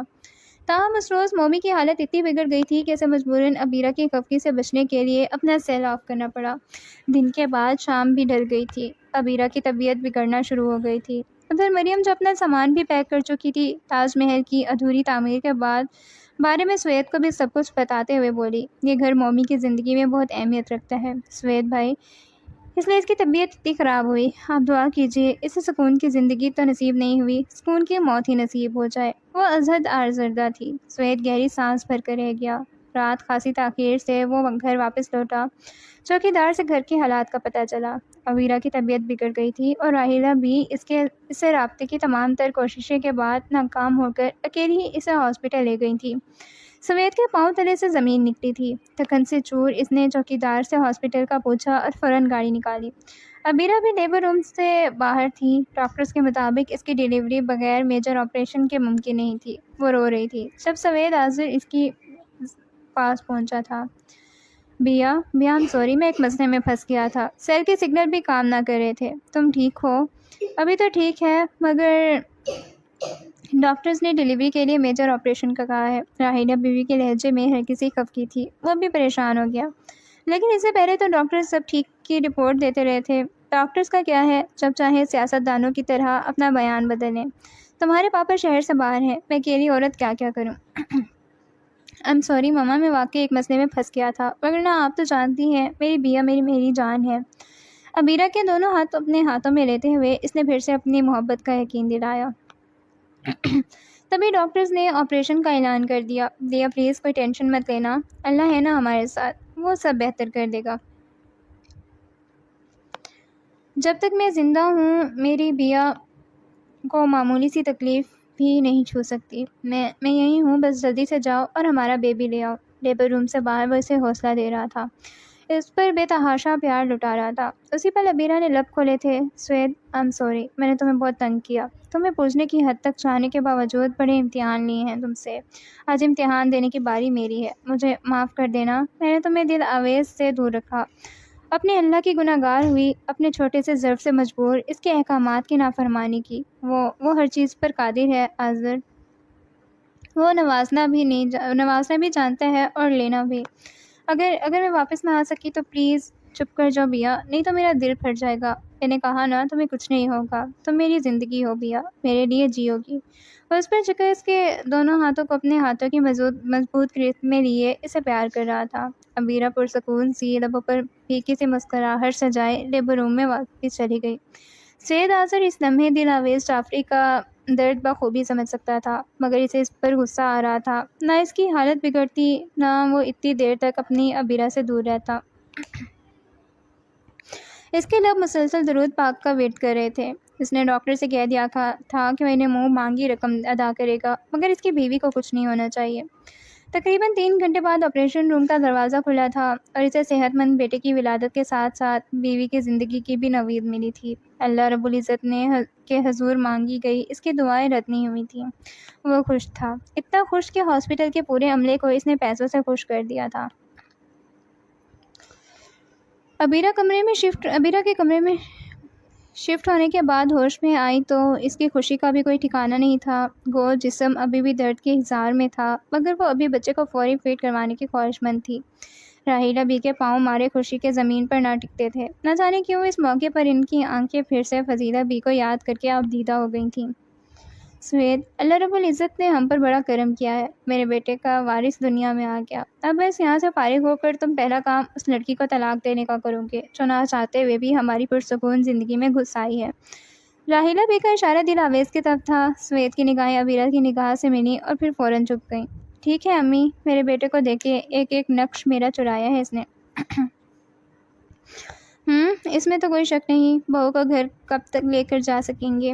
آج ہی چلتے ہیں، میں اپنی بیا کو مزید یہاں اس بستر پر نہیں دیکھ سکتا۔ وہ پرشوق نگاہوں سے اسے دیکھتا ہوا اٹھا اور ڈاکٹر سے بات کرنے کے لیے کمرے سے باہر نکل گیا۔ تبھی راحیلہ بیرا کے قریب آئی۔ عبیرہ سب ٹھیک ہے نا بیٹی؟ بس درد ہو رہا ہے اور ٹانگیں بھی سنسی محسوس ہو رہی ہیں۔ کمزوری ہے نا؟ چلو میں دبا دیتی ہوں۔ نہیں، وہ کچھ پریشان سی تھی۔ آپریشن کے بعد سے بلیڈنگ 1 منٹ کے لیے بھی نہیں رکی تھی، اور یہی بات اس نے سوید کو بھی بتائی تھی۔ میں ڈاکٹر سے بات کرتا ہوں، تم ٹینشن مت لو۔ اپنائیت سے اس کا ہاتھ تھپا کر وہ روم سے باہر نکل گیا۔ ڈاکٹر فرزین نے اس کی شکایت پر عبیرہ کا چیک اپ کیا تو تھٹک گئی۔ سوری مسٹر سید، ہمیں آپ کے والد کا دوبارہ آپریشن کرنا پڑے گا۔ میرا خیال ہے ڈاکٹرز نے ذمہ داری سے اپنا فرض انجام نہیں دیا۔ وہ فوری 4 بوتل خون کا انتظام کیجیے پلیز۔ ڈاکٹر فرزین اس کے ایک قریبی دوست کی بھابھی تھیں، تبھی انہوں نے وہ بات بتا دی جو عموماً انسانیت کے مسیحا اپنی غلطیاں اور گناہ چھپانے کے لیے اپنی بے احتیاطی کا شکار ہونے والے مریضوں کو کبھی نہ بتانے کا رسک مول لیتے ہیں۔ سوید کے چہرے کی ہوائیں ایک مرتبہ پھر اڑی تھیں۔ آپریشن کے دوران ڈاکٹر ناہید نے ذرا سی لاپرواہی کے باعث غلط آنت کاٹ کر عبیرہ کی زندگی کو خطرے سے دوچار کر دیا تھا، جس کا پتہ انہیں تیسرے روز لگا تھا، جب عبیرہ کے آدھے جسم کا خون بہہ گیا تھا۔ راحیلہ بھی دلاویز جعفری کو سوید کی زندگی سے بے دخل کرنا چاہتی تھی، مگر کاتب تقدیر نے اسے قبل ہی کہانی اپنی رضا سے ترتیب دے ڈالی۔ سوید خون کا انتظام کر رہا تھا اور ادھر دوبارہ آپریشن کے دوران عبیرہ زندگی کی بازی ہار گئی تھی۔ ملک میں روزانہ ڈاکٹرز کی لاپرواہی کے باعث پیش آتے حادثات میں وہ بھی ایک معمولی سا حادثہ تھا، جس سے کہیں کسی ملک کے نظام میں کوئی فرق نہیں پڑا تھا، مگر اس ایک حادثے نے کسی ایک شخص سے اس کی زندہ رہنے کا مقصد ہی چھین لیا تھا۔ نہ کہیں کوئی آسمان پھٹا، نہ صدائے احتجاج بلند ہوئی، اور سوید کی بیا اپنے سارے ارمان دل میں لیے اسے اپنی محبت کی نشانی دے کر ہمیشہ کے لیے ابدی نیند سو گئی تھی۔ سوید کتنے ہی دنوں تک 24 گھنٹے کمرے میں بند پڑا روتا رہتا۔ ڈاکٹر ناہید کے خلاف اس نے FIR کٹوا کر اسے عبرتناک سزا بھی دلوائی تھی، مگر اس کے باوجود وہ دل جو پھٹ چکا تھا دوبارہ کسی طور پر سل نہ سکا۔ راحیلہ بھی اس اچانک حادثے سے الگ بستر کی ہو کر رہ گئی تھیں۔ ایسے میں دلاویز جعفری نے سوید آذر کے بیٹے کو سنبھالا تھا۔ زمانے کی سرد و گرم سے بے نیاز وہ نیم پاگل سی لڑکی اس ننھے کومل سے پھول کو روتے دیکھ کر تڑپ اٹھی تھی۔ سوید اسے روز درد سے پھٹتے سر سے مجبور ہو کر کمرے سے باہر نکالتا تو اپنے بیٹے کو اس کمگو سی لڑکی کی آغوش میں سکون سے سوتے دیکھ کر ٹھٹک گیا۔ دلاویز نے ہلکی سی آہٹ پر سر اٹھا کر دیکھا۔ وہ سرخ آنکھوں اور بھیگے ہوئے چہرے کے ساتھ ہی اسے دیکھ رہا تھا۔ آذر اس کے رب ہلے تھے۔ سوید آذر کے اندر کوئی سسک اٹھا۔ ہاں، میں آذر ہوں، وہ آذر جو مر چکا ہے۔ دلاویز اس کے قریب آئی تھی اور پھر بہت اپنائیت سے اس نے اپنا ہاتھ اس کی طرف بڑھایا۔ آؤ میں سلا دوں، اس نے آفر کی تھی۔ سوید جو بے سکونی سے تنگ آ چکا تھا اس کی آفر پر آنسو پیتے ہوئے پلکیں موند گیا۔ عبیرہ کے بعد اس پہلی رات وہ بہت پرسکون ہو کر سویا تھا۔ دلاویز کی آغوش کے لمس نے اسے ایک لمحے عجیب سے سرور سے متعارف کروایا تھا، جبکہ وہ چپ چاپ بے آواز دل ہی دل میں روتی رہی تھی۔ سوید آذر کی آنکھ گہری نیند سے کھلی تھی۔ اس کا 2 سالہ بیٹا اس کے سینے سے لگا مزے کی نیند سو رہا تھا، مگر دلاویز اپنی جگہ پر نہیں تھی۔ وہ اٹھا اور بستر چھوڑ کر بیڈ روم سے ملحقہ ٹیرس کی جانب آیا، جہاں اس کی توقع کے عین مطابق سادہ سے کپڑوں میں ملبوس دلاویز جعفری خاموش کھڑی ذرا سا سر اٹھائے اوپر آسمان کو دیکھ رہی تھی۔ وہ گہری سانس بھرتا آگے بڑھا اور چپکے سے اس کے پہلو میں کھڑا ہو گیا۔ دلاویز بھرپور محبت کے ساتھ بہت قریب سے پکار اٹھا۔ اس کی پکار پر چونک کر پڑتی تھی۔ وہ اب بھی ستارے کو رات میں اٹھ کر تلاش کرتی ہو پاگل؟ نہیں، وہ ذرا سی نروس ہوئی تھی، مگر پھر سر جھکاتے ہوئے نم لہجے میں بولی، وہ ستارہ جسے دیکھنے کی میں عادی تھی وہ تو کب کا ٹوٹ چکا ہے۔ پلک چپکنے کے ساتھ ہی اس کی آنکھ سے آنسو ٹوٹ کر گرا تھا۔ سوید نے آذر نے ہاتھ بڑھا کر اسے اپنے حصار میں لیا۔ پھر یوں گہری نیند سے اٹھ کر یہاں کسے تلاش کر رہی ہو؟ اس کا لہجہ گمبھیر ہوا تھا۔ دلاویز اس کے مضبوط بازو پر سر ٹکا کر سکون سے پلکیں موند گئی۔ ایک نئے ستارے کو آذر، جس کی روشنی کے لیے اس کے ٹوٹے ہوئے ستارے نے قربانی دے دی۔ اس کے لہجے کی نمی سوید آذر کا دل جکڑ گئی تھی۔ اس نے ذرا سی گردن گھما کر ایک نظر سامنے لگی وال کلاک پر ڈالی، جہاں رات کے 12 بجنے میں کچھ ہی سیکنڈز باقی تھے۔ دلاویز اس بار اس کی پکار میں زیادہ محبت تھی۔ وہ آہستہ سے اس کے بازو سے سر اٹھا گئی۔ Happy birthday to you. وہ چونکی تھی اور حیرانی سے اسے دیکھنے لگی۔ آپ کو کیسے یاد رہا کہ آج یاد نہیں رہتا اچھی لڑکی، یاد رکھنا پڑتا ہے۔ آج تو پھر پچھلے سال یاد کیوں نہیں رکھا تھا؟ اس نے گلا کیا۔ وہ گہری سانس بھر کے رہ گیا۔ پچھلے سال میں آذر کب تھا دل؟ پچھلے سال تو میں سوید تھا، عبیرہ کا سوید۔ آپ مرد لوگ بڑے بے وفا ہوتے ہیں، فقط چند دنوں میں ہی اس لڑکی کو بھول بھی جاتے ہیں جو آپ کی خوشی کے لیے اپنی جان پر کھیل جاتی ہے۔ اس کا مقصد سوید کو ہرٹ کرنا نہیں تھا، مگر وہ ہرٹ ہو گیا تھا۔ صحیح کہتی ہو تم۔ میں خود بھی سوچتا ہوں تو خود سے شرمندگی ہوتی ہے کہ میں اس کے بعد زندہ کیوں رہا، مر کیوں نہیں گیا اس کے ساتھ۔ مگر کیا کروں، کوئی خودکش حملہ، کوئی بم دھماکہ، کوئی کار ایکسیڈنٹ، مجھے نگلتا ہی نہیں ہے۔ وہ اندر سے اب بھی زخمی تھا، دل آویز تڑپ کر رہ گئی تھی۔ I'm sorry آذر، میرا کہنے کا وہ مطلب نہیں تھا۔ پچھلے 2 سال میں جیسے ہم ایک دوسرے کے قریب آئے ہیں، جیسے ہم نے تقدیر کے لکھے پر صبر کرتے ہوئے ایک دوسرے کو سمجھا ہے، وہ میں ہی جانتی ہوں۔ بہت ناز اٹھائے ہیں پچھلے 2 سال میں نے آپ کے، اپنا آذر سمجھ کر بہت خیال رکھا ہے آپ کا۔ اور آپ نے بنا مجھ پر اور میری دیوانگی پر ترس کھائے ذرا سی بات پر برہم ہو کر بے قصور بے حساب تھپڑ مارے ہیں۔ 2 سال لگ گئے مجھے اس حقیقت کو یقین کرتے کہ میں جسے اپنا آذر عباس سمجھ رہی ہوں وہ آذر عباس نہیں ہے، وہ صرف سوید آذر ہے، عبیرہ کا سوید آذر۔ مجھے محبوب کے ساتھ ساتھ شوہر کا ساتھ بھی بٹا ہوا ہی ملا، اور اب جبکہ ہم ایک ہی دکھ میں جیتے ہوئے 2.5 سال ہو گئے ہیں، میں یہ جان گئی ہوں ہمارے لیے اپنے ماضی کو یکسر فراموش کر دینا بھی ممکن نہیں، لیکن اگر اسی ڈھب سے جینا نصیب ٹھہرا تو کیوں نہ رب کی رضامندی میں راضی ہو کر اپنے آپ کے لیے عبیرہ بن جاؤں اور آپ میرے لیے آذر۔ وہ سنجیدہ تھی۔ آذر نے سر بیڈ کی پٹی سے ٹکا دیا۔ سو جاؤ دلاویز، مجھے نیند آ رہی ہے۔ مگر مجھے نیند نہیں آ رہی پچھلے کئی سالوں سے۔ اس کی آواز پھر بھر آئی تھی۔ سوید آذر خاموش لیٹا رہا تھا۔ عبیرہ کی لالت کے بعد اس لڑکی نے جیسے اس کی بکھری ذات کو سمیٹا تھا، وہ واقعی اس کا معترف تھا۔ اس نے نہ صرف سوید کی نفرت سہی تھی بلکہ اس کے اور عبیرہ کے بیٹے کے لیے اپنا غم بھی بھول گئی تھی۔ وقت کے ساتھ ساتھ اس کا پاگل پن بھی جاتا رہا۔ آذر عباس کی ذات سے اس کی دیوانگی میں بھی کمی آتی گئی تھی۔ ہر دکھ، ہر حقیقت سے بے نیاز ہو کر اس نے اپنی زندگی کا محور صرف ننھے سعد کو بنا لیا تھا، جو اس ماں کا بیٹا تھا جسے اس لڑکی سے نفرت تھی، مگر پھر بھی وہ اپنی ذات کو پس پش ڈالے سگی ماں کی طرح اسے پال رہی تھی۔ لبوں کی خاموشی کا قفل لگائے بنا کسی واہ کی تمنا کیے اس نے راحیلہ بیوی جیسی پتھر عورت کا دل بھی جیت لیا تھا۔ پورے 2 سال بعد سوید آذر کو اپنی زندگی میں اس کی اہمیت کا احساس ہوا تھا۔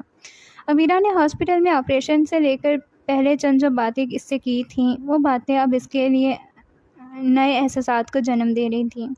دل آویز جعفری نے اسے پچھلے 2 سال سے کسی لمحے کا حساب نہیں لیا، مگر وہ اب خود کو تعلق نبھانے کی بجائے تعلق کو مضبوط بنانے کے لیے تیار کرتے ہوئے اپنا احتساب کر رہا تھا۔ تو دل آویز نامی اس لڑکی کے بہت سے قرض اس پر واجب تھے۔ وہ بے چینی سے پہلو بدل رہا تھا، جبکہ وہ بیڈ کے ایک کونے پر ٹکی بہت اداسی سے پلکیں موند گئی تھی۔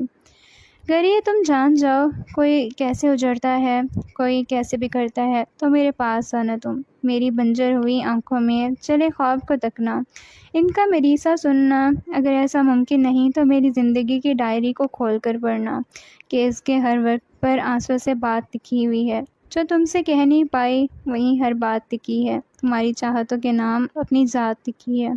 اگر یہ ڈائری پڑھ کر بھی تم انجان بنتے ہو تو اس کا یہی مطلب ہے میری سب التجائیں بس ہواؤں میں معلق ہیں۔